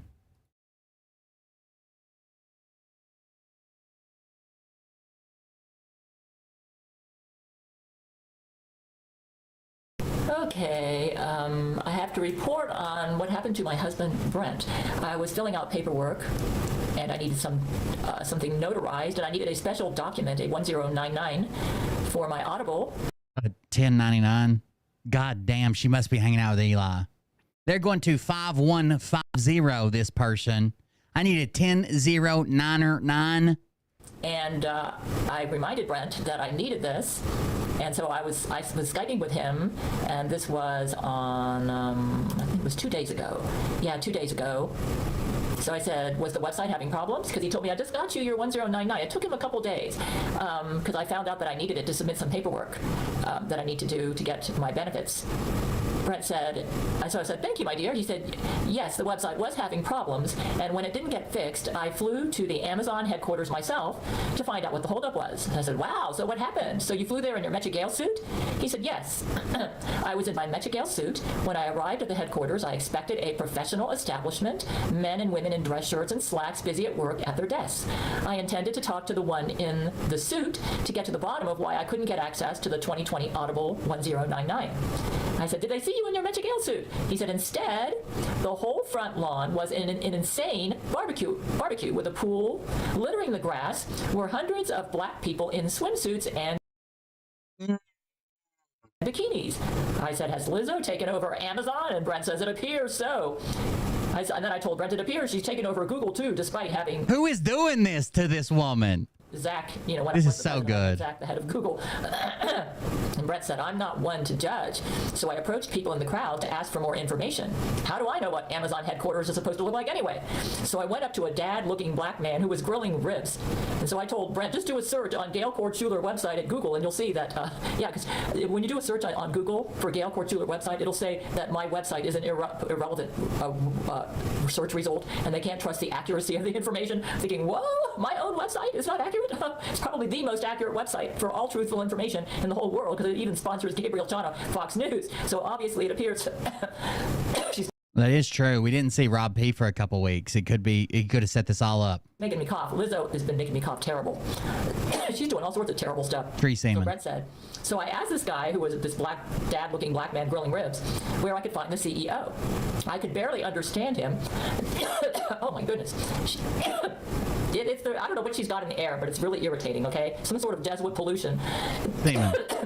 I asked him where I could find the CEO. I could barely understand him as he started telling me about his ribs and insisting I try his hot sauce. Then I was dragged by 3 bikini-clad black women and thrown into the pool.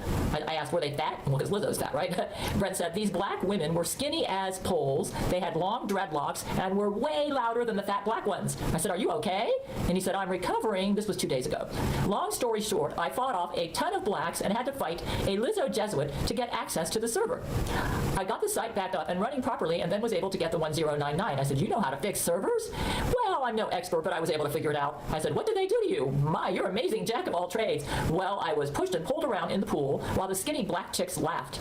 They had these honking, obnoxious laughs, which made them kind of sound like ducks. The pool was overcrowded. And I wound up getting pushed into the bosoms of a giant, fat black woman in one piece. So I told him, I guess you didn't have time to say, Metcha Gail, activate! Or were you a brain control victim? And then Brent said, I said, excuse me, miss. She gasped and said, is that a white man up in here? Damn. Don't, Gail, don't! This troll has racist undertones. Don't say it! Control victim? And then Brett said, I said, excuse me, miss. She gasped and said, is that a white man up in here? Damn, it's about time. Then she shoved my face into her boobs and made me motorboat her. I said, motorboat her? Brent said, I was being pushed around and ducked down in the water, bumping up against so many blacks, I couldn't gather myself quickly enough to use my suit. So I asked him what motorboat meant. I'm not up on all this. You got to understand, I'm very strong. Okay. Okay. So you got water in your lungs? I see. You were trying to be a gentleman, and they took advantage of that to attack you by surprise. You didn't know these were Lizzo Jesuits? Brent, yes, I was choking on water. I have a little pneumonia now, but I will be okay. And I told Zach Knight, I have this cup that I drink out of, and it's got the skin of my men's penis on the rim. So every time I drink it, I stimulate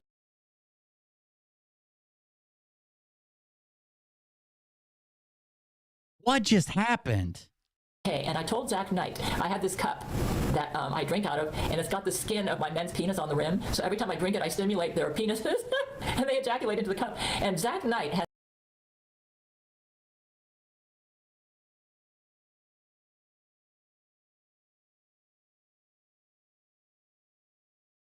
like super potent antibiotic semen that kills every germ in existence, which is why Lizzo had to create the mites. And they ejaculate into the cup. And Zach Knight has like super potent antibiotic semen that kills every germ in existence, which is why Lizzo had to create the mites to get to me, because she knows I drink his semen regularly in that cup. You say, you're asexual.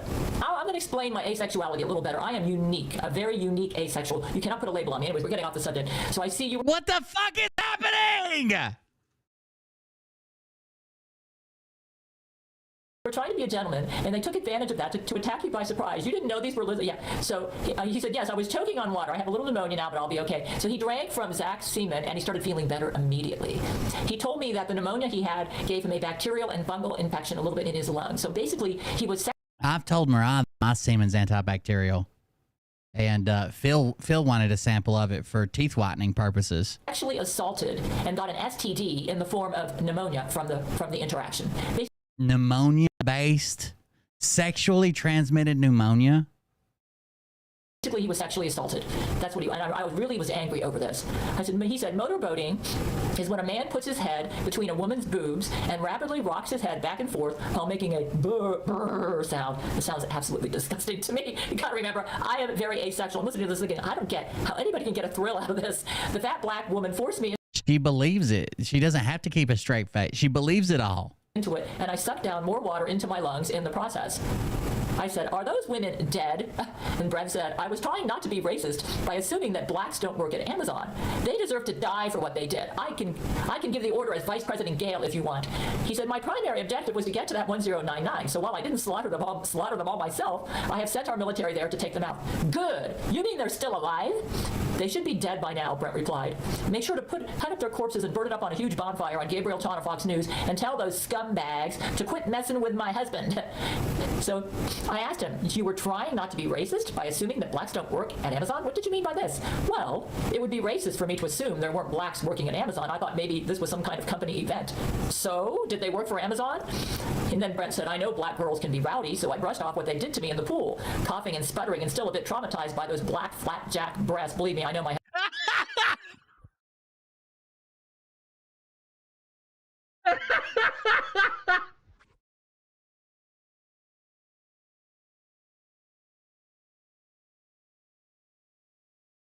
Somebody's trying to get me banned.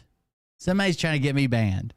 This would do nothing for him. It was total sexual abuse. I mean, he did not want to do this. I walked into the building to find this. So he's coughing and sputtering and still a bit traumatized by those black flapjack breasts.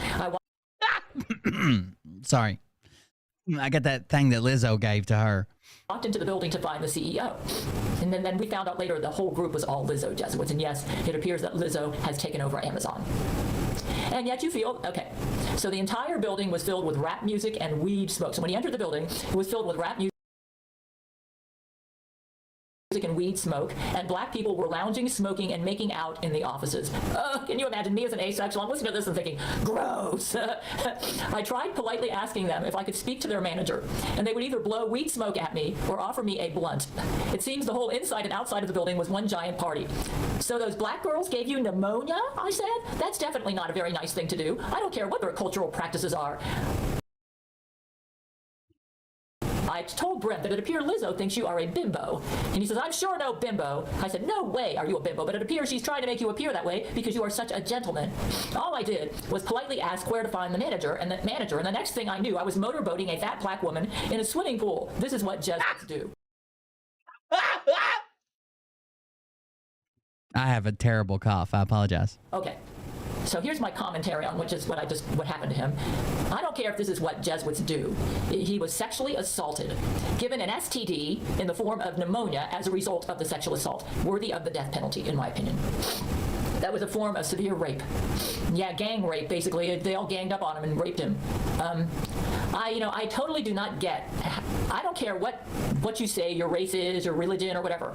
Nobody has any right to violate another person against their will, okay? I mean, if it was mutual consent, okay, and they all wanted to have group sex, I don't have a problem with it. But this was sexual assault. Brent, I can assure you, I know my husband. I have sex with him every day here in my apartment. He's my husband, okay? He did not enjoy this. He's monogamous. He does, as a monogamous person, he gets no thrill in doing anything that he feels goes against his loyalty to me. Why don't I ever get forced into motorboating titties? Okay? I am, and we got to be careful with these labels, but I'm pretty much polyamorous, asexual. I'm going to try to explain that. I don't want to hear. I don't want to hear. We got another one. Hold on. Is it this one, I think? So this is a 3-hour video, but it's called, this is from Drunken Peasants. It says Empress Gail, Chord, Schuler, afternoon, DP. Deep penetration. This is her news channel. The following is a presentation of Capio Channel, Fox News. In the beginning, there was nothing. And then there was the Drunken Peasants Podcast. This is from the Drunken Peasants. From the street, I wonder if they're the ones fucking with her, because they have her on all the time. altered perspective.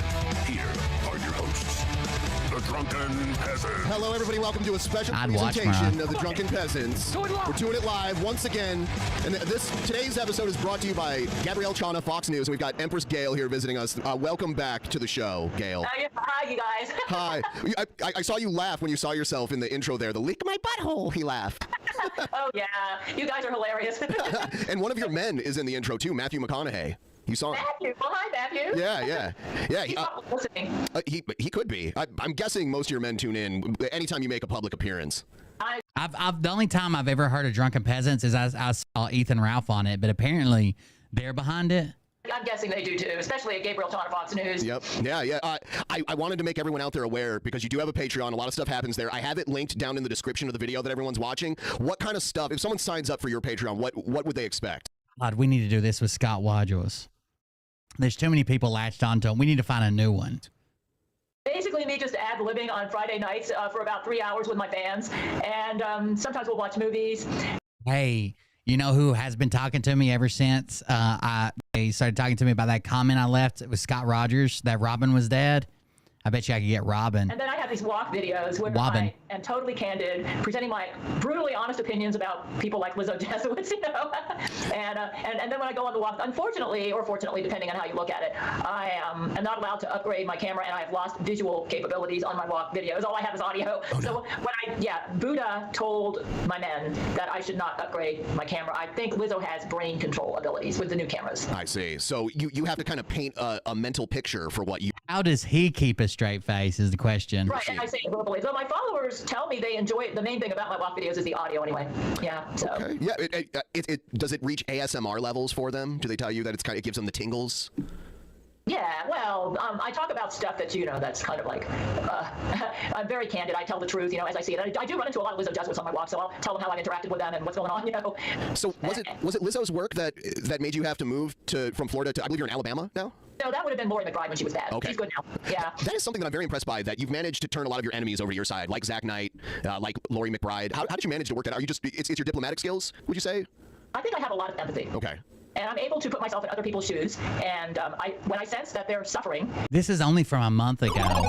It's got to be them, right? But wait till it get home. She gonna be like, damn, shit, my God. Wild show. Thank you for the lives. I had no idea this was going on with Drunken Peasants at all. And that they really want to stand for true love. Yeah, he's trolling her clearly here, but is he the one? Is it him and his audience that's behind it? They have like 100,000 subscribers. That's good to hear, Yeah, because a lot of these people that are Jesuits, I pledge my sword in your defense. Oh, and I forgot. They'll send donations and interrupt us. But by the way, if you guys have any questions for Gail, feel free to send them in. And says, I pledge my sword in your defense, Empress Gail. And she'll respond to them. But I'm sorry for the interruption. What were you going to say? No, you're fine. I'm glad you're in charge because I would have no idea how to run your thing. You really understand your crowd. I'm a little bit older than everybody out there, I think. But just like we were saying, though, before we started, you appeal to a younger demographic. Yeah. Oh, my God. You guys remember when we had that guy that I went to high school with that's a semi-amateur pro wrestler on, and everybody was talking about his matches and pumping him up, and that was fucking funny, dude. I my soulmate is Brent Steiner, and he is what I would call a genius at sizing up people. Like, I think he could just go in a room and know immediately, like, the deepest, innermost core of everyone in the room and how to handle them. He's got a gift along that line. And for that reason, he's kind of, like, educated me about how to reach people that are of different age groups. True Empress of the known universe, Empress Gail. We are all very glad to see that our Empress is doing well and is in fine health. All hail Empress Gail. There you go. Your public loves you. Yeah, I have a lot of empathy, and I use my intuitive abilities to size up where my former enemies are coming from, and then I try to build a bridge to reach them. If I sense that somebody is starting to realize they're on the wrong path, okay, and they're feeling bad about it, and I'm able to reach them, I'll try. And I've been really good about doing it, too. I've been able to reach a lot of people for that reason. And Brent helps me, because he's a very empathetic person, too. In fact, he was the one, I think, that played a significant role in us reaching Lori McBride. Because what had happened was I had posted I made a page on my website where there was this really fat, ugly person, and I posted the song "You're So Ugly." I don't know if you're familiar with that song. You're so ugly. Was it Sarah Avery, the very fat person? No, this was actually just a regular run-of-the-mill person. Okay. Lori McBride at that time was the Antichrist, and she was a Jesuit leader, and she was right. I guess she was saying that got it. That she was taunting Satan, who was and saying Jesus is better than you because he's able to beat up people and you can't, all this sort of stuff. And she was and then I was thinking, this is ridiculous. Why is she playing this game? And I said to Jesus, she's really ugly right now. So I posted a web post that kind of was like how I thought Jesus saw her, which is really ugly. At that time, and then it had the song "You're So Ugly," and I got to Jesus. She's probably like this overweight woman. I had a picture of her, about 600-pound woman, okay, and who had really filthy, disgusting habits, kind of like. I think it's got to be them, right? It's got to be them. It's got to be these people. We need somebody like this. Jesus Christ, that's a good troll. I wish I'd have known before that. I could have found more of their content and kind of fucking tied it together. So the Drunken Peasants, you can find them on Drunken Peasants on YouTube. It's a podcast. I think it's a weekly podcast, but there you go. The defendant's motion for summary judgment's out. You guys want to read it? Some of it? We might not read all of it. It's fucking 121 pages. Defendants Chris Kelly, Scranton Times LP, collectively referred to herein as defendants and through and by their counsel, hereby file this motion for summary judgment seeking dismissal of all claims made by plaintiff Phil Godlewski, referred to herein as plaintiff or Godlewski, and states as follows. Plaintiff Godlewski filed a complaint against defendants May 24th, 2021. Plaintiff complaint alleges defendants defamed him in an article published on February 14th, 2021 in the Times Tribune newspaper, referred to herein as the article. Damn, numbers are dropping. A true and correct copy of the article with numbers added next to each paragraph is marked in Exhibit A attached here too. In the article, in the form of substance, is an opinion column that appeared in the perspective section of the Sunday newspaper. The plaintiff describes himself as a citizen reporter and a patriot reporter with over 75,000 social media followers. On the day the article was published, plaintiff made posts on multiple social media platforms, sending a link to the article for thousands of people to read it along with the message. They attempt to silencing our movement continues, it will fail. Plaintiff social media. Plaintiff also posted, I will be suing the Scranton Times Tribune for defamation and libel. I was hoping the reporter would do exactly what he did. He took the bait. You can't set somebody up to commit a crime like this and then sue them for the crime. I think that's going to come back to bite him. Right after the article was published, plaintiff also posted on social media the following. Things are very, very shaky right now at best. I'm very carefully navigating the waters. I purchased an AR-15 today, as well as a handgun for my wife, both for home and personal protection. I've never owned a weapon until now. He admitted in his deposition he did not purchase an AR-15 due to the article or a handgun for his wife. A true and correct copy of the pages from that deposition are attached here too. On January 18, 2023, the court entered an order stating plaintiff Phil Godlewski shall be deemed to be a public figure with regard to his legal claims presented here. January 18, 2023, the court also filed an order dismissing with prejudice all plaintiff's claims for economic or special damages. On January 2, 2024, the court executed an order dismissing defendant Larry Holeva from the case. The main focus of the article is about plaintiff being a QAnon broadcaster in our community with thousands of followers and the columnist's opinions about the absurdity and harmful effects of the QAnon movement. The core belief of the QAnon movement is that a cabal of satanic, cannibalistic child molesters are operating a global child sex trafficking ring. QAnon theorists claim that the cabal tortures children to extract adrenochrome from terrorized children, and that adrenochrome is the elixir of youth which is ingested by cabal members. QAnon disseminators also broadcast the message that President Trump and his administration secretly fought the cabal of pedophiles when President Trump was in office.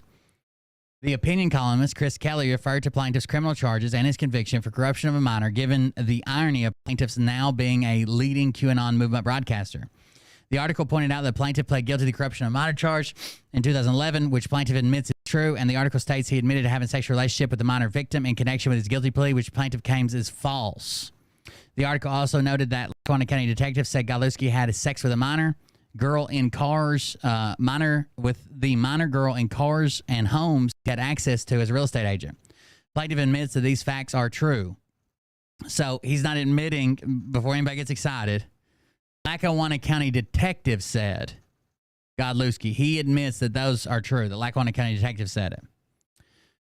Plaintiff claims he never had sex with a minor, and he never admitted to having sex with a minor as part of his guilty plea. The article states plaintiff sells QAnon nonsense and spreads lies to his followers on social media. The article includes Chris Kelly's opinion that QAnon is a cult whose followers are being misled into believing in an alternate reality. The complaint includes claims for defamation, counts 1 through 3, invasion of privacy, count 4, interference with existing contractual relations, count 5, and interference with prospective contractual relations, count 6.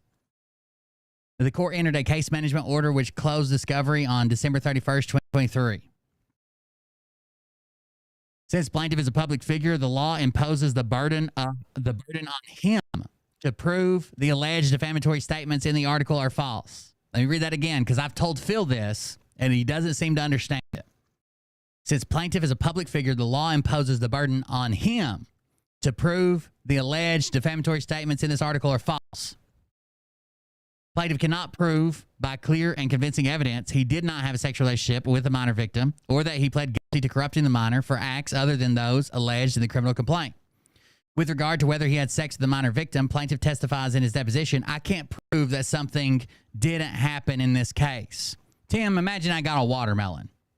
Godlewski also testified, I can't prove negative, and I don't have to prove anything when he was questioned about sex with a minor. Exactly, but you do.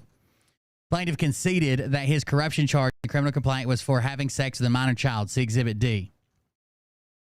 Godlewski testified that according to his guilty plea, he admitted doing the things he was charged with. Godlewski testified that according to his guilty plea, he admitted doing the things he was charged with. Now, in the lawsuit, Godlewski is just telling you, in my opinion, how I corrupted Bree. Interestingly, plaintiff did not think it was wrong to engage in sex with a minor victim in 2013 when the minor victim was 19 or 20, even though he pled guilty to corrupting her in 2011 since he was having severe problems in his marriage. Since plaintiff cannot prove any of the alleged defamation statements are false, counts 1, 2, and 3 of the complaint must be dismissed. If plaintiff somehow proves that any of the alleged defamatory statements in this article were false, plaintiff then has the burden of proof by clear and convincing evidence that such false statement was made with actual malice. Actual malice requires plaintiff to prove with clear and convincing evidence that the defendants knew the defamatory statements were false at the time of publication, or that they acted with reckless disregard to whether the defamatory statements were true or false at the time of publication. Again, I've said this 1,000 times. I knew this was going to be in here. In order to prove reckless disregard, plaintiff must prove sufficient evidence to permit the conclusion that defendants in fact entertained serious doubts as to the truth of his published statements. The standard is a subjective one. There must be sufficient evidence to permit the conclusion that the defendant actually had a high degree of awareness, probable falsity, and it tags a case that this was used in. Indeed, the actual malice standard is a vigorous, if not impossible, burden to meet in most circumstances. Again, this is a court ruling from Pennsylvania saying the actual malice standard is a vigorous, if not impossible, burden to meet in most circumstances. You would literally have to have Chris Kelly's text messages saying, I know he didn't do that, but fuck him, right? I just want to destroy him. It's almost impossible. The author of the article, Chris Kelly, has testified he absolutely believed and still believes today Godlewski had sex with the victim when she was a minor. A true and correct copy are here. Chris Kelly also spoke to a confidential source who was in a position to know, and this reinforced his belief that Godlewski's plea was based on Godlewski's guilt to the sex charge. Chris Kelly's pre-publication investigation included his review of the news article written by Dennis O'Malley on January 12, 2011, under the headline, Ex-Baseball Coach Sentenced for Sex with Girl 15. Since plaintiff cannot sustain his burden to prove the defamatory statements were made with actual malice by clear, convincing evidence, counts 1, 2, and 3 of the complaint must be dismissed. Some of the statements in this article upon which plaintiff bases his claims are just not capable of defamatory meaning. Some of the statements in this article are legally protected opinions opinions and thus not actionable. For example, the reference to Godlewski being a purveyor of poison is simply a figure of speech in Chris Kelly's legally protected opinion. Any statements in the article which are taken from the court records of plaintiff's 2010-2011 criminal case and the search warrant served on plaintiff are protected by fair report privilege. For example, the statements in the article that plaintiff pled guilty to corruption of minor charges and detectives said Godlewski had sex with the girl in cars and homes he had access to as a real estate agent are protected by fair report privilege since they were made as part of an official proceeding. Plaintiff's false light claim, count 4 of the complaint, should be dismissed since the article was of legitimate concern to the public. The facts stated in this article were not private facts, nor are they highly offensive to a reasonable person. Plaintiff, as a public figure, must also prove actual malice as to the statements relating to his false light claim. Since he cannot meet the burden of disproof, this claim must be dismissed. Plaintiff has failed to prove the necessary elements for a defamation claim under 42 PACS 8343. Plaintiff has failed to produce evidence. He has suffered harm to his reputation, which has grievously fractured his standing in the community of reputable society and thus cannot sustain a defamation case of action. Godlewski acknowledged that he was a very bad person, and then he found God around the time he went to jail in summer of 2021 due to another criminal case. Plaintiff has not produced any evidence of harm to his reputation. Hold on a second.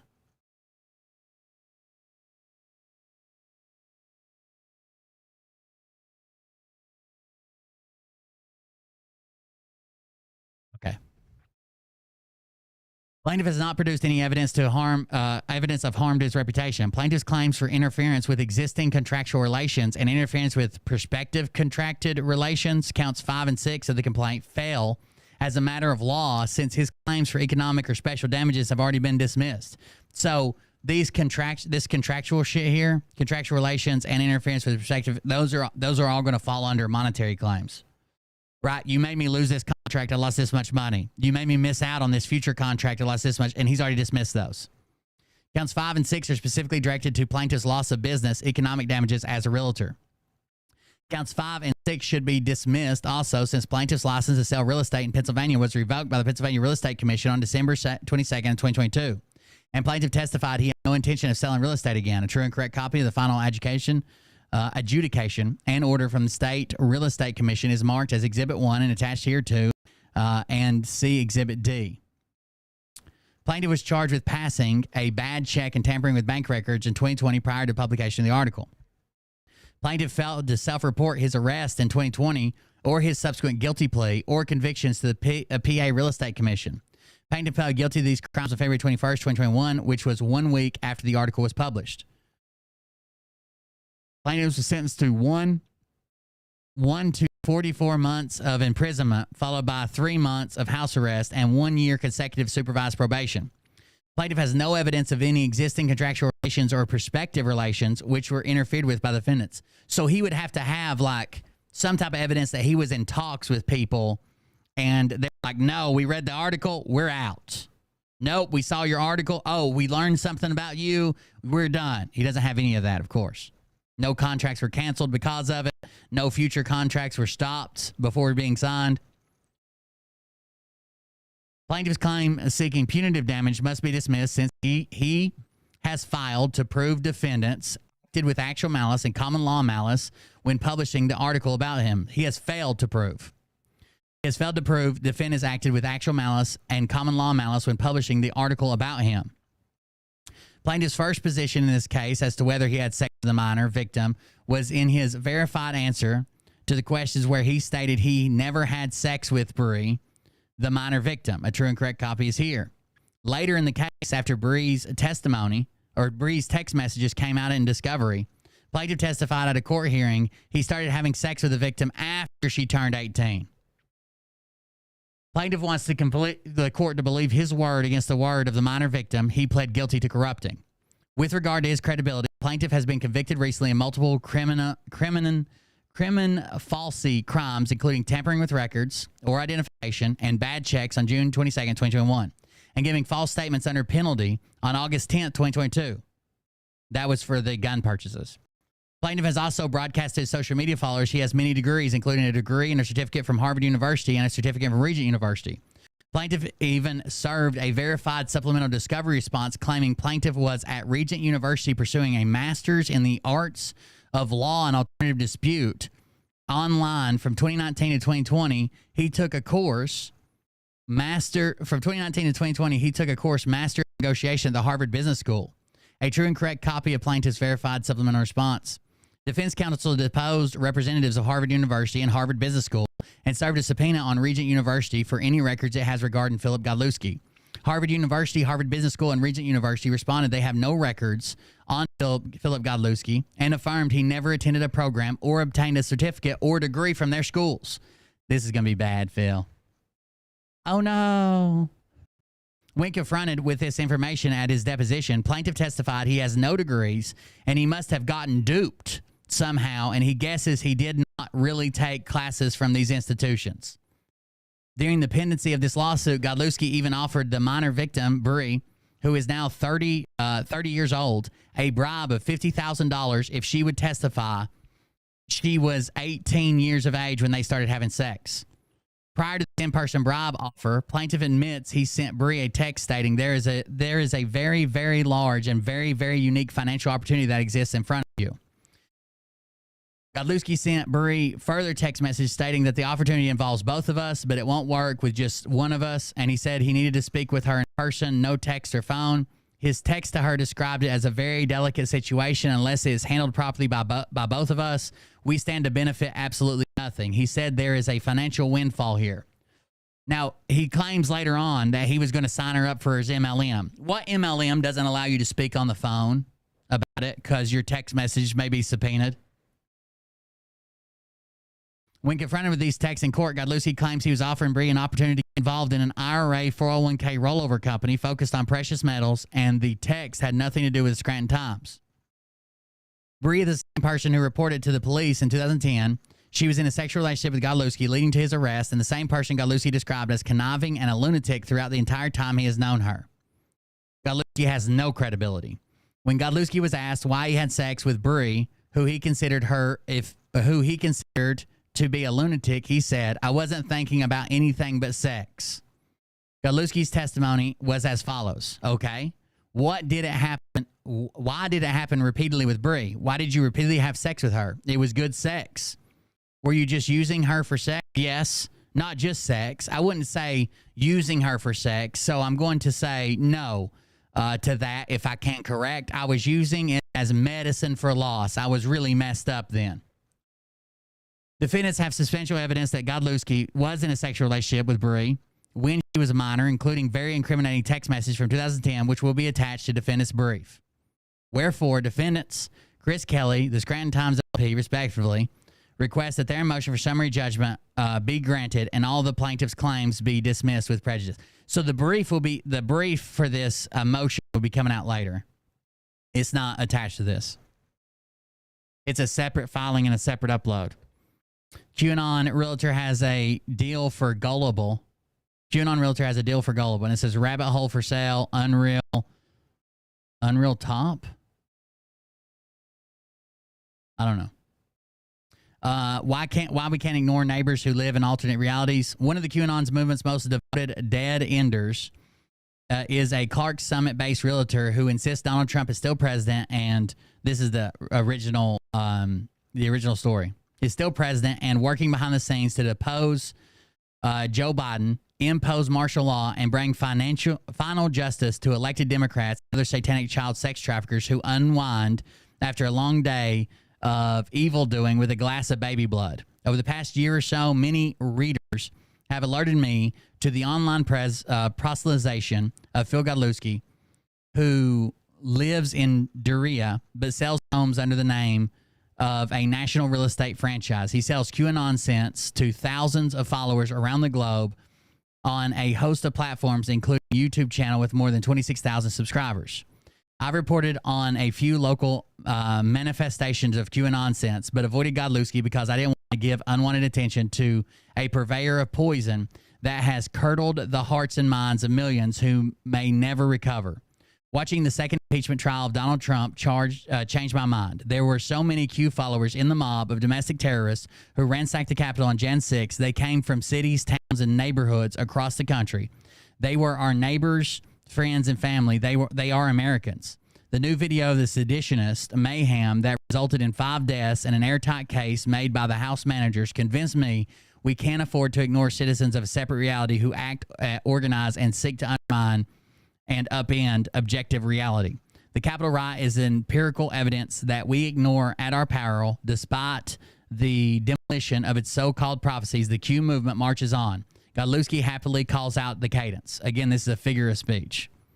In a text message, Godlewski told me he wasn't at the Capitol on Jan 6, but he showed up in USA Today's coverage of the riot. Shortly after the mob stormed into the People's House, Godlewski posted on Facebook that Vice President Mike Pence had been arrested. It was a lie. Godlewski didn't return the newspaper's request for comment.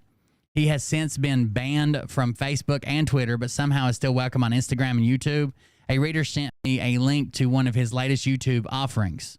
Quote, I want someone to answer for me one question. Logically, Godlewski said to his audience, I want a really good explanation. Why would Trump walk away? Why would Donald Trump walk away? He knows there's election fraud. He has the proof. He has them nailed to the wall. And there's no doubt about that. The self-proclaimed Patriot reporter went on to cite widely debunked claptrap as proof the election was stolen and argued that Trump's failure to use the Insurrection Act and a host of other powers that presidency does not grant to stay in power is actually part of a grand hidden strategy we mere mortals can't begin to comprehend. This is the paradox of every crackpot conspiracy theory. When nothing makes sense, it's because you don't know everything yet. Keep believing and all will be revealed. The Great Awakening is always just a little further down the rabbit hole. There is no room for doubt in the QAnon cult. Adherents believe that Q is a mysterious individual or group of them with a high-level security clearance. Q is privy to a plan by Donald Trump or by Trump to round up and execute the satanic vampire pedophiles in a sweeping cataclysm called the Storm, which will lead to the Great Awakening.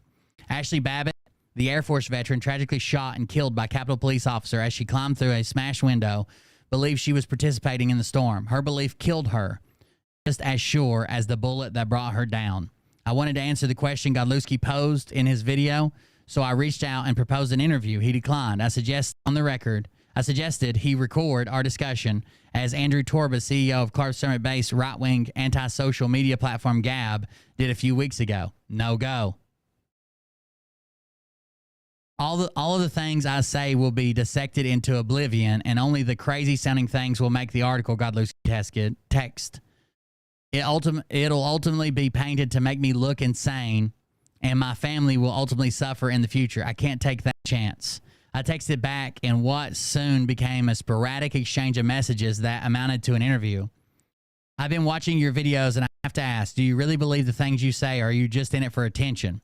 If the former, why not defend your beliefs on record? If the latter, why pass on an opportunity to showcase yourself? Godlewski's response: I couldn't care less about attention. The reporting I do is because the average American citizen can no longer get true information from the mainstream media.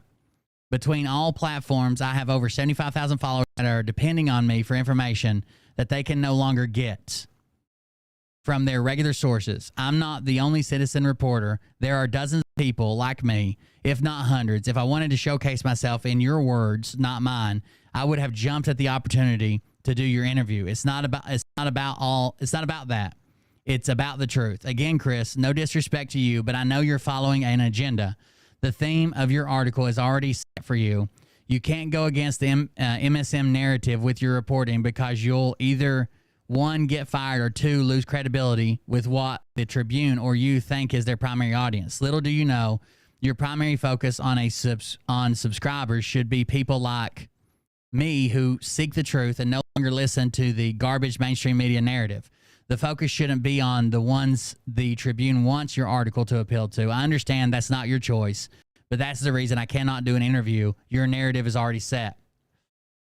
This is the epitome of a self-fulfilling prophecy. Godlewski refuses to engage me as an admitted critic, ensuring that my report will be one-sided. He is automatically the martyr. I am the witless tool of the deep state, or worse, a willing agent of their oppression. Here's proof. In the normal course of reporting this column, I stumbled upon some legal troubles in Godlewski's recent past. Again, in the normal course of this report. In 2011, the former Riverside High School baseball coach pleaded guilty to the corruption of minors and admitted to having a sexual relationship with a 15-year-old girl. Lackawanna County detectives said Godlewski had sex with the girl in cars and homes he had access to as a real estate agent. Godlewski, 28 at the time, was sentenced to 3 months to 28 months, with the first 3 months to be served under house arrest and the balance as probation. Last February, Godlewski was charged with theft by deception, forgery, and related charges. Police say Godlewski coded a check to an area building supplier and forged bank statements to cover it up. The case is still pending. I texted Godlewski and told him I was likely to report both cases in the column. I didn't want him to be blindsided. His response: "That shows your character as a journalist, Chris. You lost all the respect and credibility with me. In fact, my editor and I discussed whether to include the information which is public and was previously published in the Times Tribune. We decided it was relevant in regard to Godlewski's credibility. I have many character defects, but the last time I had sex with a 15-year-old was never." Throughout the reporting of this column, I texted Godlewski to give him an opportunity to respond. Eventually, he asked me to stop. "Please stop messaging me. Bringing up my past only serves you and your company. It will cause turmoil for my young children and my family. I don't want to hear from you again. Go continue your self-serving nature. Karma always has a way when it comes to people that do that kind of stuff to me. Karma is easy to see when it affects others, not so much when it's working on you. I am telling the truth in the local newspaper. Godlewski is spreading lies across the planet. Whether he's a true believer or a cynical opportunist, the damage is the same. If Godlewski had agreed to speak with me, I would have answered his questions logically. Trump walked away because he lost the election, and his shameless, treasonous, and ultimately lethal attempt to overturn it failed. Democracy defeated Trump on November 3rd and again on January 6th and January 20th. Trump never presented a shred of evidence of mass voter fraud because there is none. If he had any legitimate proof, his lawyers would present it in the court of law. The idea that Trump would holster any smoking gun that bolsters his selfish claims is beyond ridiculous. Trump didn't testify at either impeachment trial. For the same reason, Godlewski refused to speak with me. Trump and Godlewski don't dare leave their safe spaces, where truth is fluid and lies flow with no resistance, for fear of having to defend the indefensible. Subject themselves to even the slightest scrutiny makes them vulnerable to the hard lessons of accountability. If you lose a presidential election, don't incite a mob to overthrow the government. If you choose to join that mob, don't do it in front of an army of photojournalists while carrying a location pinging cell phone. And if you hold yourself up as a patriot reporter who tells truths that can't be found anywhere else, don't traffic in lies. Godlewski's lies have consequences beyond his immediate family. Millions of Americans have lost parents, grandparents, siblings, children, and friends to the QAnon cult. They watched in helpless horror as their loved ones were led down the rabbit holes from which they may never return. Godlewski bears some responsibility for that, but I wish him no ill. That's right in the article. I wish him no ill. He has to prove actual malice. And in the article, it says, he bears some responsibility for this, but I wish him no ill. It's my hope that he'll reflect on his role in curdling the hearts and minds of people who place their trust in him and stop pushing the poison. In that spirit, I offer a stitch of wisdom I learned the hard way from one Patriot reporter to another. It's fun to port figures until some jerk holds up a mirror. Chris Kelly, the Times Tribune columnist, never met a Patriot who had to say so. I've never met a Patriot who had to say so. And it says, contact the writer below. That's his opinion piece. This is some of Phil's shit. They took the bait shit. They attempt to silence our movement. Continues. They attempt to silence our movement. Continue. I think he meant the. I'm in the process of interviewing several law firms regarding a libel case against the Scranton Times Shamrock Communications. This company, as I've learned, has an annual revenue of $999 million. Throughout the last couple of days, I've researched and interviewed with multiple attorneys, both inside and outside of my home state of Pennsylvania. Tomorrow is my call with Lynn Wood. That was actually a lie. He didn't have a consultation with Lynn Wood.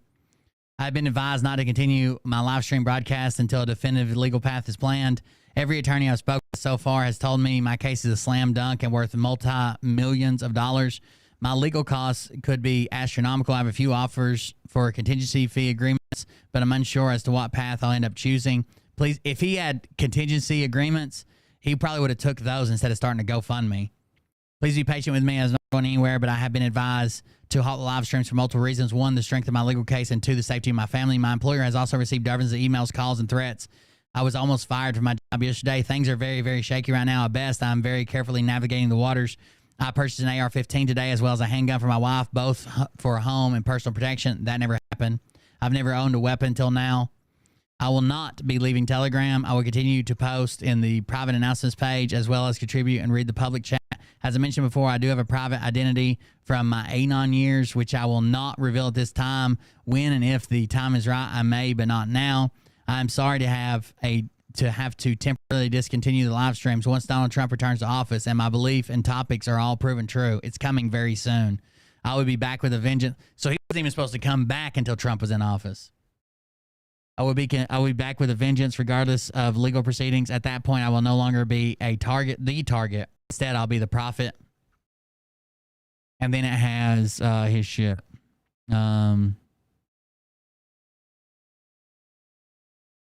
Is this the oral deposition of Phil Godlewski? Is this the first one or the second one? Let's see. In June, you were facing sentencing hearing with Judge Barassi regarding the bad doctoring bank records charge. You were, he says, correct. You were there for that. Well, it was on Zoom, right? I watched it on Zoom. And you went to jail for 30 days for that charge. Is that correct? Correct. And you were feeling some stress over that upcoming hearing, over that hearing coming up? Yes. And then you saw, oh, no, this is the first one. That's where he sees the doctor. Yes, when was that? She threatened to kill herself. Okay, what year was that? It was right after the... So, again, I described my communication with Bree in 3 different phases. I think we've read all that.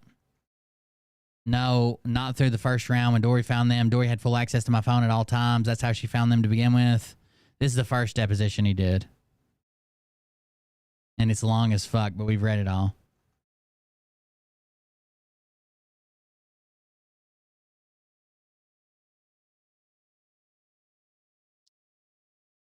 Hold on.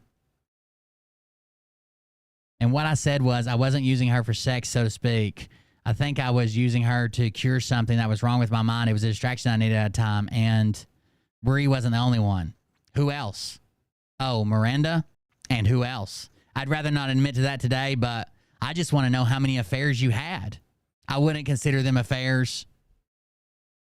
Well, you were married. You were having sex with other people besides Amanda and Bree. I was married. I was separated. In 2017, yeah, I was kicked out. Dory testified to that last week. How long were you kicked out for? A period of weeks, probably 3 weeks. Did you have his sex with Melissa, Jason Thomas's girlfriend? Yeah, we read all that. I wanted to see if they uploaded the other one, though. Because he had to come back over all of his bullshit with his NDAs.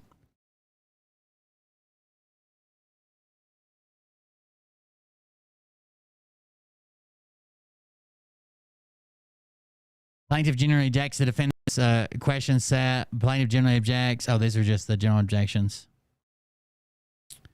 Were you ever alone with Bree in your vehicle in 2008? If yes, how many times? Yes, once or twice. I'm unsure. It was 2008 or 2009.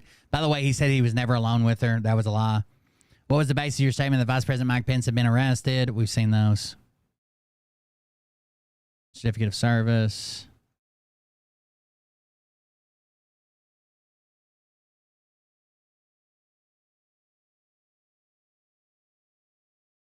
Who is this of? Oh, this is the proceedings. This is when they're in front of the judge. Listen, my friend, things are getting very nasty with Scranton Times. I think you should know what's going on. I'd like to talk to you in person. I don't want you to be blindsided by any of this. Next page, please. The middle balloon.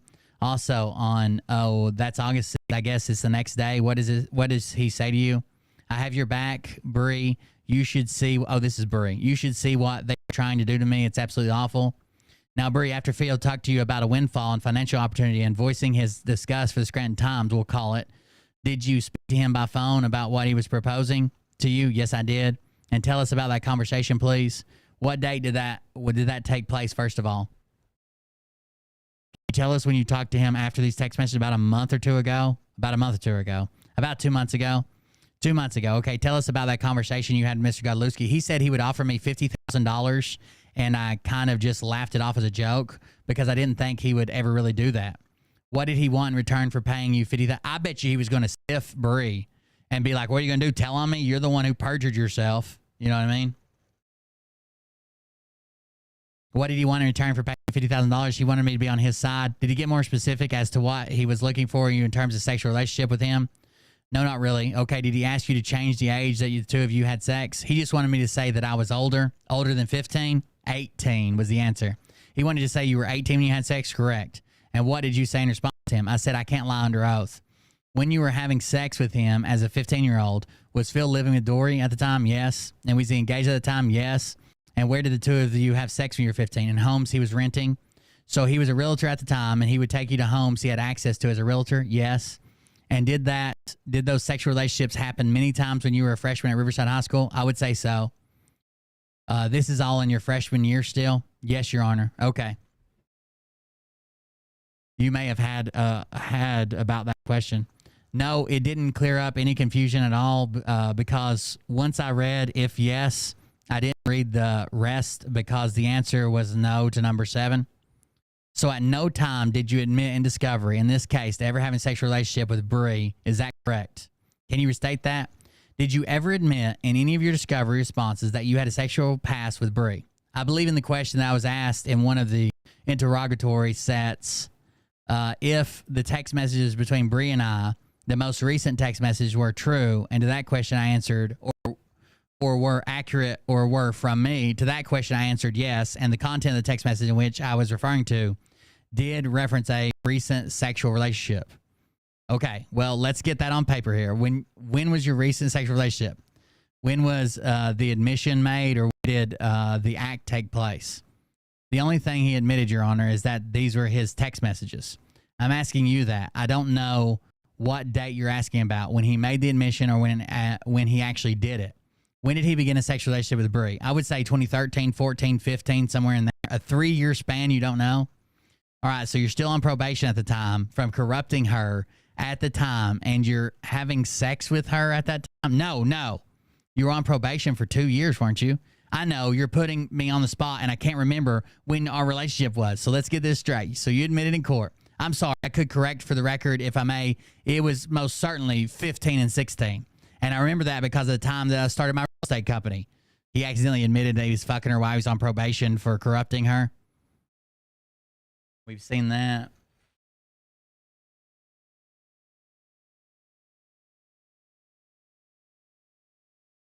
Anybody serve, anybody can potentially get. So Bree being at the top of that company chain, I thought it would help her for the rest of her life, which was important to me considering all we've been through.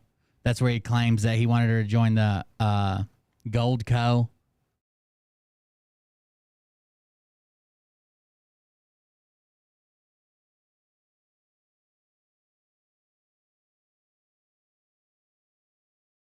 And what did you...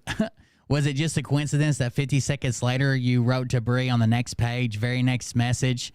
You're a good person, Bree. You don't deserve anything that's happened to you since we met all those years ago. And I think it's time to set the record straight and shove our collective middle fingers directly up their fucking assholes.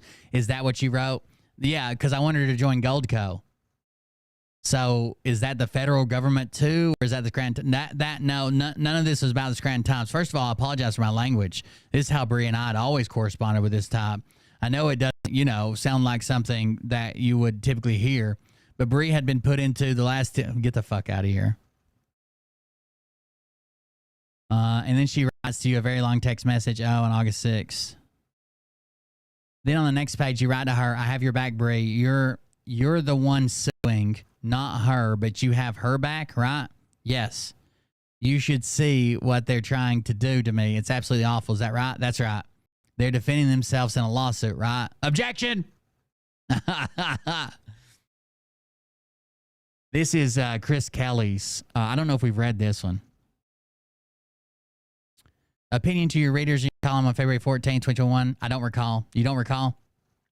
That may have. This is where Phil's claims his lawyer destroyed Chris Kelly.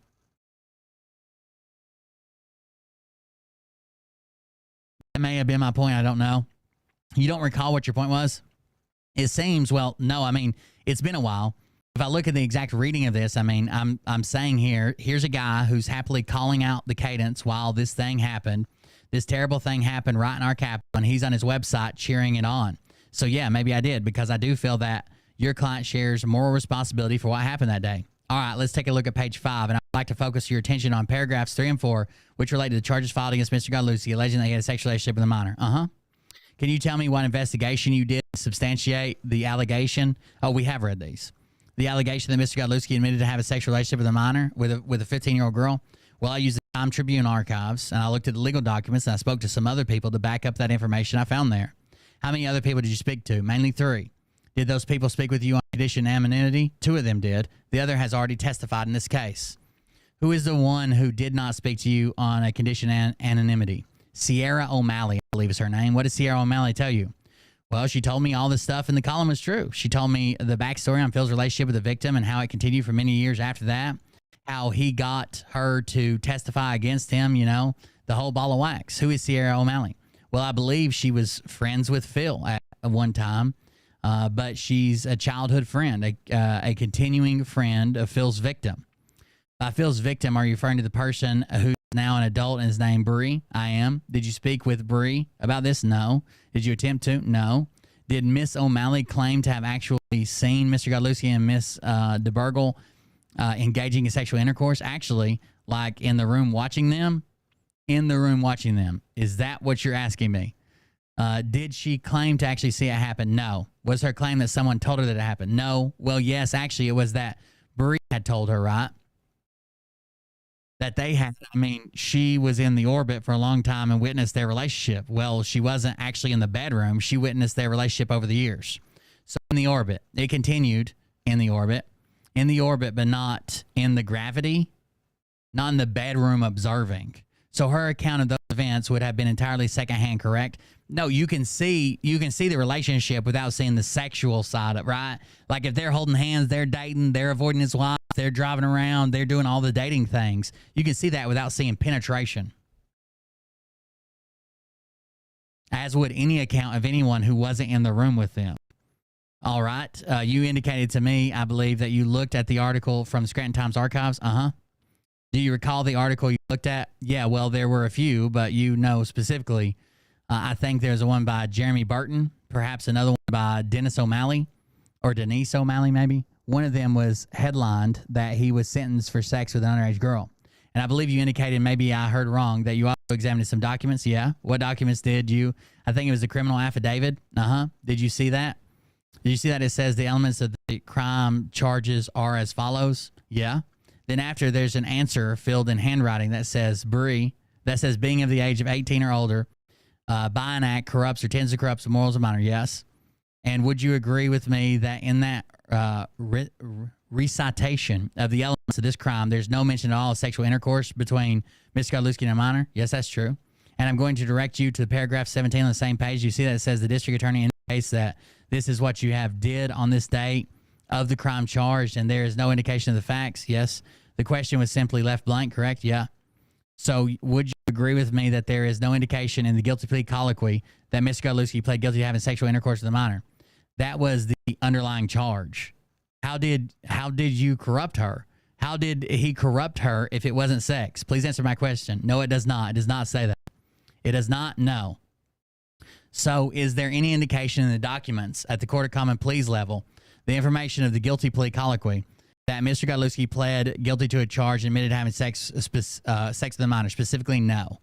When you were writing your column about Mr. Godlewski asserting that he pled guilty to having sexual intercourse with a minor, I think he said he admitted he had sexual intercourse. I think he said he admitted he had sexual intercourse with a minor. I think that's what the column says. Let's go be sure. Yeah. Why don't you grab the column and get it in front of you again? And again, we're on page 5 of 8. A. Admitted to having a sexual relationship with a 15-year-old girl. Let's read the entire sentence, okay?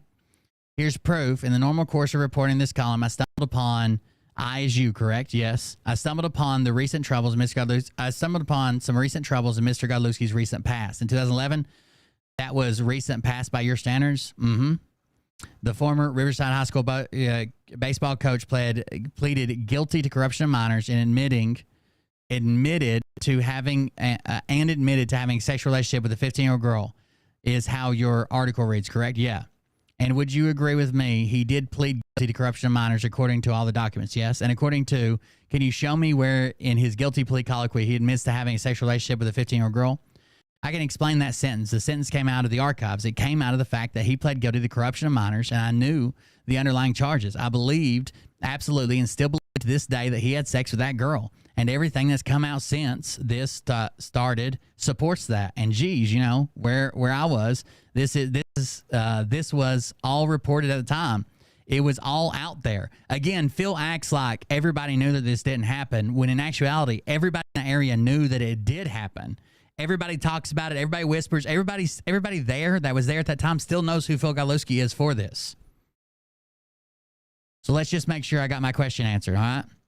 Would you agree with me that the Court of Common Pleas documents, there is no indication that Mr. Godlewski admitted to having sex with a minor? No, I mean, yes, sorry. You agree with me that there is no indication? Yes. So you relied exclusively on articles that said he admitted that? Not exclusively. I had those articles. I had court documents, the affidavit, and I talked to other people, corroborated the things that were in those stories with other people. You read the guilty plea colloquy, and you saw no mention of sex. Did you think maybe you should look further? No, I believed absolutely that the charges is that he had sex with a young girl and everything. And I learned, everything I learned since supports that. Well, you weren't there, right? I was not there. You mean in the bedroom? No, I was not. And you've only talked with a friend? No, that's one of the people I spoke with. And two others. I spoke with you on a condition of anonymity? Yes. Are either of them an eyewitness? Again, I don't know whether they've ever had sex in front of other people, but these are people who were in a position to know. So you wrote the article based on your belief, correct? Yep. And not upon facts. No, the facts are in there too. Remember, it's an opinion column, and it's what I gather facts and tell people what I think they mean. Would you agree with me that whether you're writing an opinion column or a news article, you have the same ethical obligation to pursue information to the best of your ability? Certainly. And seeing that there is a disagreement between one of your sources, news articles, another source that you looked at, the guilty plea colloquy, did it ever occur to you that you should pursue information in the form of looking at the information? Objection to the form of the question? You can answer if you understood. If you didn't understand, I really don't. It was pretty convoluted. All right, let's break it down. Yeah. You looked at the news articles that were published in the Scranton Times, correct? Yes. And you looked at the guilty plea colloquy, right? Uh-huh. The news article said Mr. Godlewski admitted to having sex with a minor, correct? I believe he did. I understand that. And the guilty plea colloquy does not indicate that he had sex with a minor, correct? No, it says contact. Actually, that's the information. You're right. It does not. The answer is no. So there is a tension between these two, correct? Let me rephrase that. There's a tension between the information asserted in the news articles and the information which appears in the guilty plea colloquy, correct? Yeah, I suppose. What investigation did you attempt to resolve that? I didn't see any tension there, and I still don't. He pled guilty to corruption of minors because he brought her a case of beer. We've learned the facts of it since. I didn't see any tension there, and I still don't. He pled guilty to corruption of minors because he bought her a case of beer. We've learned the facts of it since. Well, let's take a look at the information. Doesn't it say he pleaded guilty to having inappropriate text messages and contact, and the method of contact is nowhere specified, correct? No. But contact is not, if it's just normal contact, if it's non-sexual, if it's not criminal, then how can you be charged with it, you fucking retard? Yeah, you made an accusation in your article that Mr. Godlewski not only had sex with a minor, but admitted it, correct? I suppose I did, yeah. Would you agree with me that such an accusation would tend to damage Mr. Godlewski's reputation in the community? Perhaps. I think what damaged his reputation was doing it in the first place. Damn, what a burn. Would you agree that telling people that he did this damaged his reputation? Well, not as much as him actually doing it. I appreciate your voluntary answers, but would you agree with me that it would tend to lower his reputation in the community? Asked and answered. Objection. All right. knowing that this was something that might lower someone's reputation in the community, did you think to investigate further? I'm not sure I understand what you mean by investigate further. Did you attempt to ascertain more carefully the nature of the facts to which Mr. Godlewski pleaded? Yes. I spoke to, and including one of the people I spoke to, who was in a position to know, to reinforce my belief that the plea of the corruption of minors was based on his guilt and sex charges, and that turns out to be true. And I had that. Again, I went to background sources and got these things confirmed. Someone who was there, someone who understands what happened in the process, and the fact is that he got the victim not to testify, and that is how he got this sweetheart deal. When you say someone who was there, someone who was where, someone who was in law enforcement process, and that's all I'm going to say because I'm not going to out this person. I understand. They had to drop the charges because he convinced the victim not to testify. Would you agree with me that lawyers, prosecutors, police officers make a lot of statements in the course of a criminal case? Certainly. And would you agree with me that what governs the outcome of a criminal case is ultimately what's reflected in the court documents? I suppose, yeah. And those court documents in no way reflect that Mr. Godlewski pleaded guilty to having sexual intercourse with a minor, correct? These ones do not. Okay, are you aware of any others that do? I'm not aware of any that do. I would just like to note that it's odd, while we're talking about documents, that the part that 17 is left blank by your client, I don't think I've ever seen that before. All right, it indicates what you did on the date of the crime you charged, you know. How did you corrupt Bree? Mr. Godlewski says, I'm not on deposition today, you are. Don't talk, Phil. Phil's trying to chime in from the peanut gallery here. And his lawyer says, don't talk, Phil. How did your client corrupt her? Again, I understand that it's usually your job to ask questions. I get it. Today it is not. All right. In your column, you say the last time I had sex with a minor was never. I think a 15-year-old. A 15-year-old was never, yeah? Why did you put that phrase in there? Don't know. Struck me while I was writing it. It's a fact.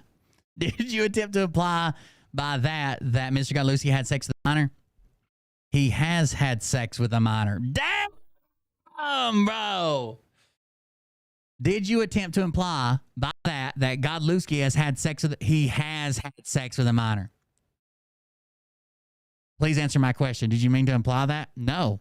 What I was saying is, I think probably the point I was making is that it's not normal for someone my age or older than 15 to have sex with a 15-year-old. It's not acceptable.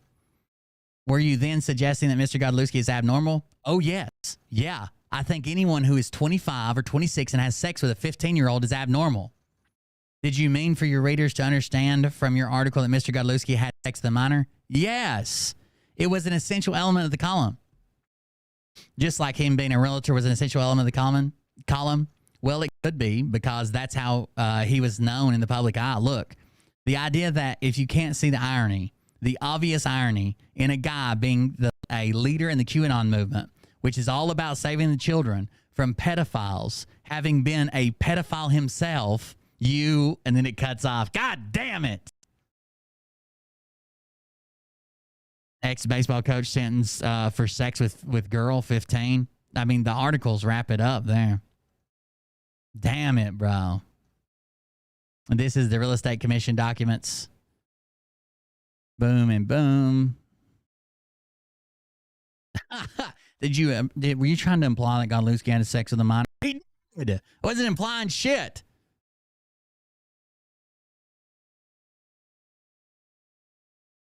A suspend revoke. This is still about his license being revoked. He didn't even. So he says, Phil Godlewski says that, I didn't even tell him about my charges because I was never going to be a real estate agent again. That's bullshit. First of all, when he went to jail, he was still trying to be a real estate agent, right? When he took his plea, he was still trying to be a real estate agent. He actually claimed that the Scranton Times cost him that job, and he was trying everything he could to stay there.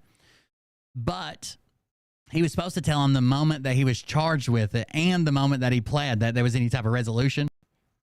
And even if you're never planning on being a real estate agent again, you never know when this is going to be brought back up, or you might need to look good to get your license back or use it for, let's say you write a statement for someone else, right? A character statement. You don't want that. He should have still, even if he's planning on letting this license expire, he should have still told them.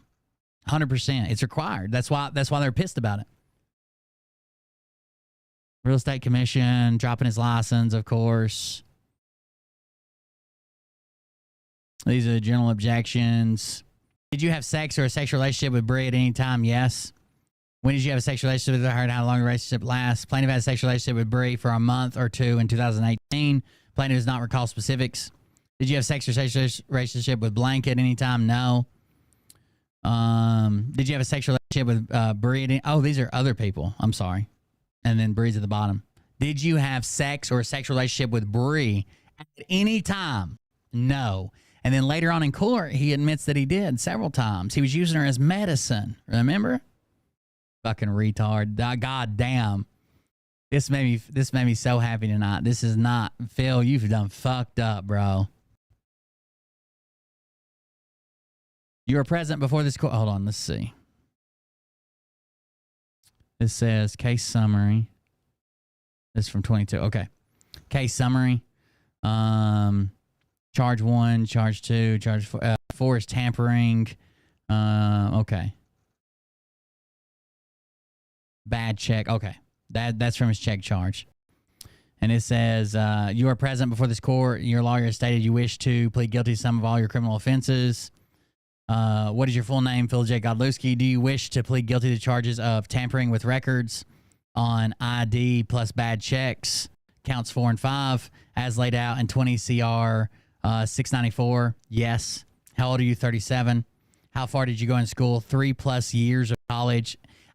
He is so anal. Okay. This is how you can tell that someone's not smart, and I can lay it out for you.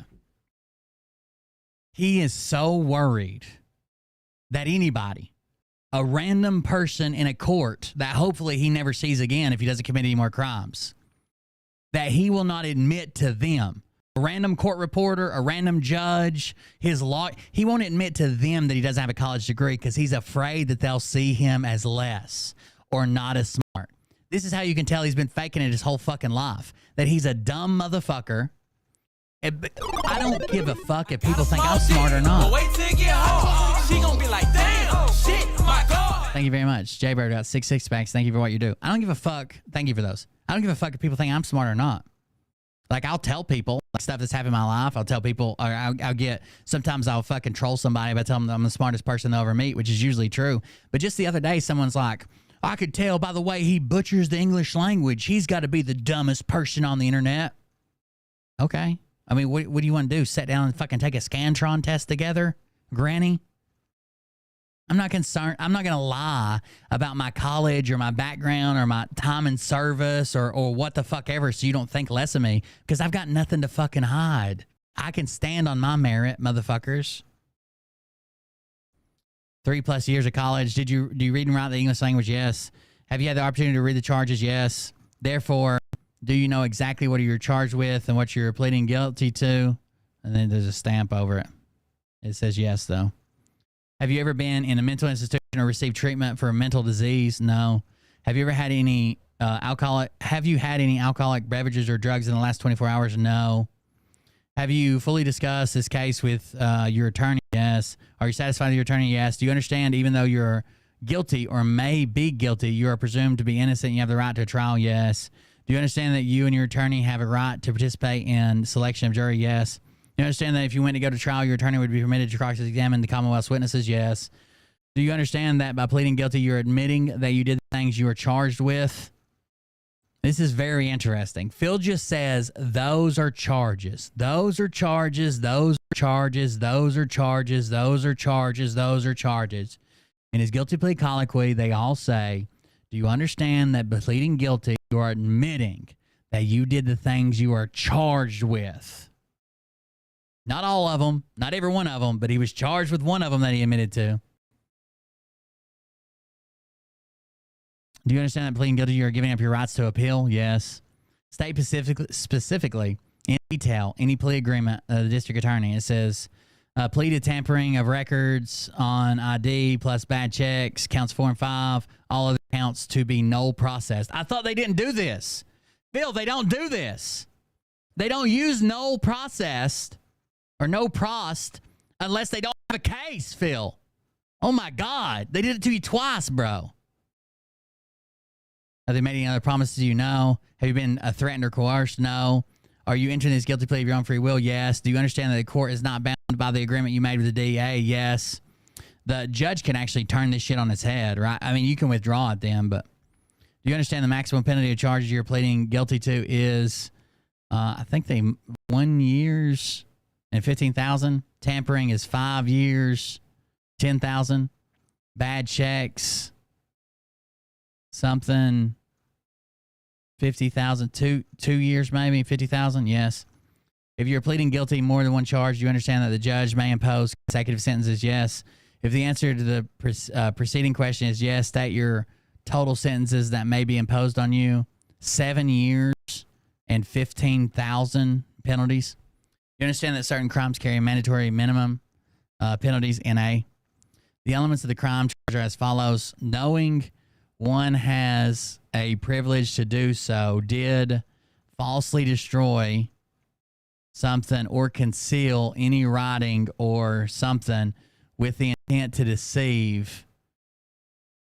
That was his tampering, changing the evidence. Did issue on pass a check knowing that it would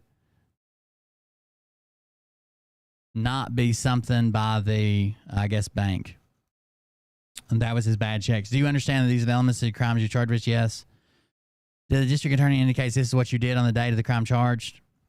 Do you admit that you did the above stated acts? Yes. Are you aware? Whatever.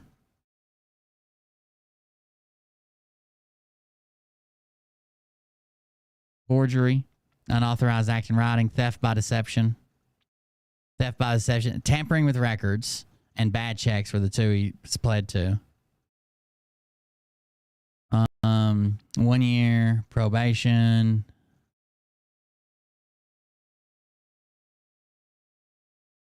Guilty plea colloquy. In third degree misdemeanor cases, please complete. Understand I have a right to jury by trial. Shown before the magisterial district judge, Joseph D. Spagnolia, Jr.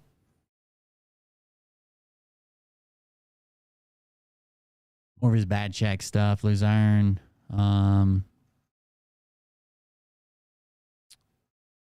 The actor Phil Godlewski, on or about February 17, 2021, the county of Luzerne commits a misdemeanor of the third degree if he makes a written false statement which he does not believe to be true on or pursuant to a form bearing notice authorized by law. The effect of the false statements made therein are punishable.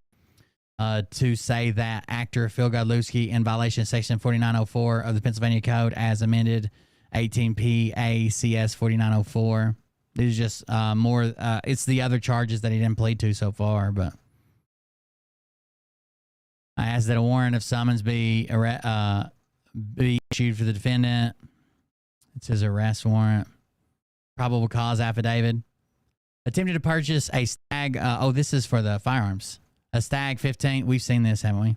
While attempting to purchase the rifle, Godlewski filled out the U.S. Department of Justice ATF Form 4473. While filling out said form, Godlewski marked no to block 21B and 21C. Initially, Godlewski had marked yes to block 21C, but had crossed the answer out and initialed it before marking no. Block 21B from the ATF Form 4473 asks to the prospective buyer if they are now under judgment or information in any court of a felony or any other crime for which the judge could sentence him to more than a year in prison. Block 21C of the ATF Form 4473 asks the prospective buyer if they have ever been convicted of a felony in any court or any other crime for which the judge could have sentenced him to more than 1 year in prison, even if the actual sentence he received was less, to include probation. An agent of the Cabin Armory conducted a mandatory background investigation through the Pennsylvania Instant PICS system. The PICS check revealed Phil Godlewski was convicted in 2010 of Section C301A1 of Title 18, the Crimes Code, Corruption of Morals of Minors, a misdemeanor one offense punishable by up to 5 years in prison.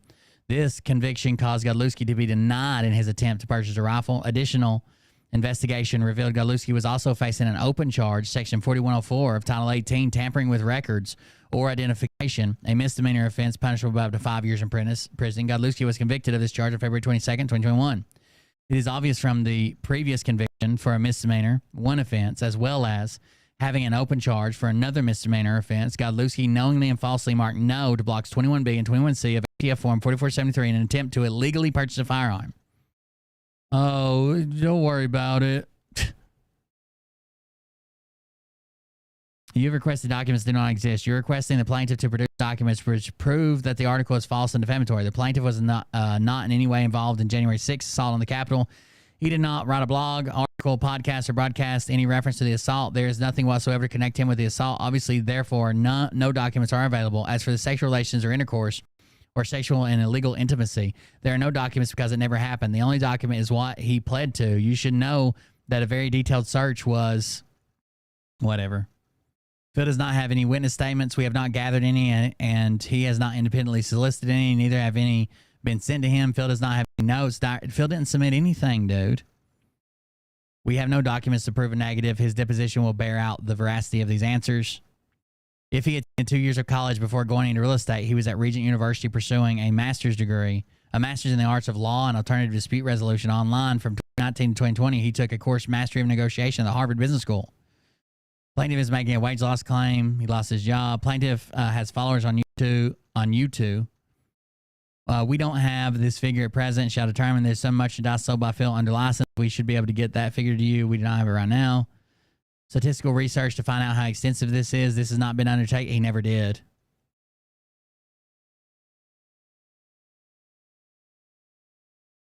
Phil's going to do statistical research to find out how much money he lost. I think it might be fair to say there's a very large and very, very unique financial opportunity that exists in front of you. LOL. The type of opportunity that happens to hardly anyone. Dude, I know it makes me want to throw up. And everyone knows but me. Mom can't look me in the eyes for more than 1.2 seconds. Why? Because everyone knows but me, it seems like. I don't think we're talking about the same thing. Miss something. I don't think we're talking about the same thing, Miss DeBurgle. Oh, are you trying to recruit me for the silver thing? No. I thought it was. I thought this was for. Are you trying to recruit me for the silver thing? Well, in court, I'm going to say yes, but I'm going to say no. We really need to meet and chat. Laughed at. Pfft, no. I can't talk about this through text or over the phone. I can't meet up or see anyone right now. I'm going through some stuff physically and basically doing a cleanse of my system and got my period yesterday and I'm barely alive. Doesn't have to be today. Some stuff physically? What the fuck? You're dodging me. No, I'm not. No one will ever understand what I just went through this semester. I'm kind of worried about you. No, you're not. You're worried about your case. You're talking all crazy pants. Doesn't seem like the Brie I know. No, I'm very okay. I just legit went through 8 months of semi-torture and it only ended like 2 days ago. So I'm trying to do the right thing and get my mind and body in order, detox off, whatever. Well, he told me one time, he's like, you don't understand how sad she is. She's a drug addict. I was trying to help her out. Okay, well, that makes me feel better. When you're ready, I have an opportunity that involves the both of us, but it won't work with just one of us. I don't know which way to go with it until I speak to you. So remember me when you feel better.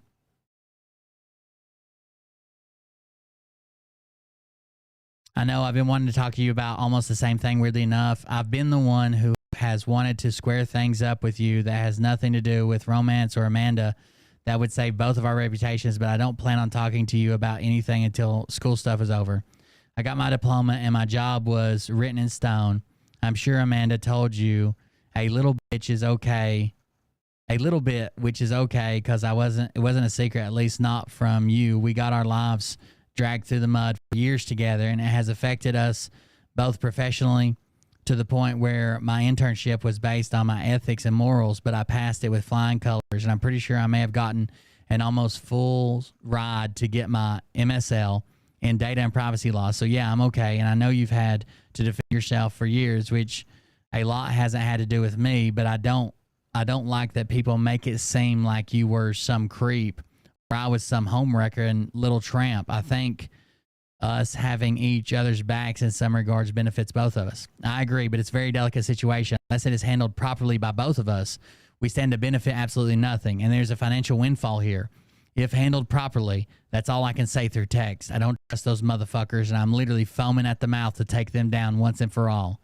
This is damning enough right here. She's like, oh, I'm talking about our relationship and how we've been through the mud and we got to protect each other. And he's like, yeah, fuck them. I'm ready to take them down. But he testifies he's ready to take down the government by having her sell a gold-backed IRA. That's what he means. God damn, he's so fucking stupid. That's the documents from Phil. I heard there was some more in Bree's case, but I'm not reading them tonight. It was her response to Phil. They might not even be published right now. They might be, but there you go. That's everything from the Scranton Times and Phil Godlewski. I was like a ninja. By the way, this ninja right here stomped a man to death to prevent a robbery at the local Publix. So there you go. You guys have been sitting around making fun of him. He's a goddamn superhero. He stomped a man and he literally looked like the hamburger meat they have on aisle 3 at his local Publix. That'll be the last time that motherfucker tries to steal a pack of gum. I'll tell you that much. Thank you guys for joining us. Thank you for the donations to come in. Please consider supporting the show. Even while we're offline, going to coldbeer.fund. That's what keeps the show going. I wouldn't be able to do it without your guys' help. So thank you all for joining us. I appreciate it. Thanks for being here. Consider supporting so we can keep the show going. And we'll see everybody in the next one. Have a good night, guys. And don't do anything Mariah would do, because it's wet. But I can tell you this about if this douchebag happens to see this particular show, you don't have the forking balls to call out the people on this planet by name and tell them exactly who they are and tell them the rest of the world who they are. You don't have the forking balls. You don't have the balls. Okay, Scott. Here we go, I think I started some shit. Piss them off, it's about to get lit. Get the place in the best, you know that stage is set. You better buckle up, cause you ain't seen none yet. Here we go, I think I started some shit. Piss them off, it's about to get lit. Get the place in the best, you know that stage is set. You better buckle up, cause you ain't seen none yet. And they say that I'm a lunatic. Well, listen, bitch, I came equipped with a quick wit and a 6th sense for the stupid shit. Where my true believers? Y'all need Jesus. Praise the Lord, head to the extreme. All these false fucking prophets who profit off of gossip. Worshipping drums, cocking, begging for a throat deposit. Swinging fucking meat hammers like Thor in a thong. He's strapped to the shaft, eating his chest like he's King Kong. Starving for attention, I'ma make your gut burst. I'll be your huckleberry, I can quench that thirst. Baby eating lizard people, alien sex. What's next? Trump in a dress, fucking Flynn on his desk. A retard in a vest, climbing up 5G towers. Cause you told him if he did, he'd get fucking superpowers. Here we go, I think I started some shit. Piss them off, it's about to get lit. Get the place in the best, you know that stage is set. You better buckle up, cause you ain't seen none yet. Here we go, I think I started some shit. Piss them off, it's about to get lit. Get the place in the best, you know that stage is set. You better buckle up, cause you ain't seen none yet. I used to find clues too when I was high on shrooms. I found myself a tunnel that led to Jason Q's bedroom. Open his closet, I found some of his meat rockets. I strapped it to my shoes and then I flew through the roof. I found myself in orbit strapped to an F-16. High on amphetamine, with Trump in between. Put on a light coat of baby oil and saluted the troops. He tapped me on the shoulder and said, "This is gonna be it." Whoa, wait. Stop. What? I'll get my files. Wait, what are you doing? Stop. Hold on. Fucking stop. Dude, come on. Seriously. This is my mom's an alcoholic. Oh, give me a... Oh, my God. Damn it. Here we go, I think I started some shit. Piss them off, it's about to get lit. Get the place in the best, you know that stage is set. You better buckle up, cause you ain't seen none yet. Here we go, I think I started some shit. Piss them off, it's about to get lit. Get the place in the best, you know that stage is set. You better buckle up, cause you ain't seen none yet. Round 3. Down goes Nino. Please say it isn't so. Got him backed up on the ropes, trying to ram it down his throat. Now things are getting rocking, he was doing so well. It's all over, hands on his shoulders, they ringing his bell. You got Frog News Network doing no damn research. They be working copy on Cox that came first. 9th inning, 2nd string, and they acting like they know hitters. Assholes throwing bullshit, sending runs to the shitter. All this nonsense on my conscience, it's hard to sleep at night. Who the fuck is in my window with this time of the night? These parasites, these leeches, with all their secret meetings, teaching all you fucking cretins about baby-eating heathens. Believing in reason with no meaning is bullshit. Will Bird motherfuckers out here busting the grifts. Here we go, I think I started some shit. Piss them off, it's about to get lit. Get the place in the bets, you know that stage is set. You better buckle up, cause you ain't seen none yet. Here we go, I think I started some shit. Piss them off, it's about to get lit. Get the place in them bets, you know that stage is set. You better buckle up, cause you ain't seen none yet. You don't have those guts. Good night, everybody. See you on the next one. You're a pussy where an avian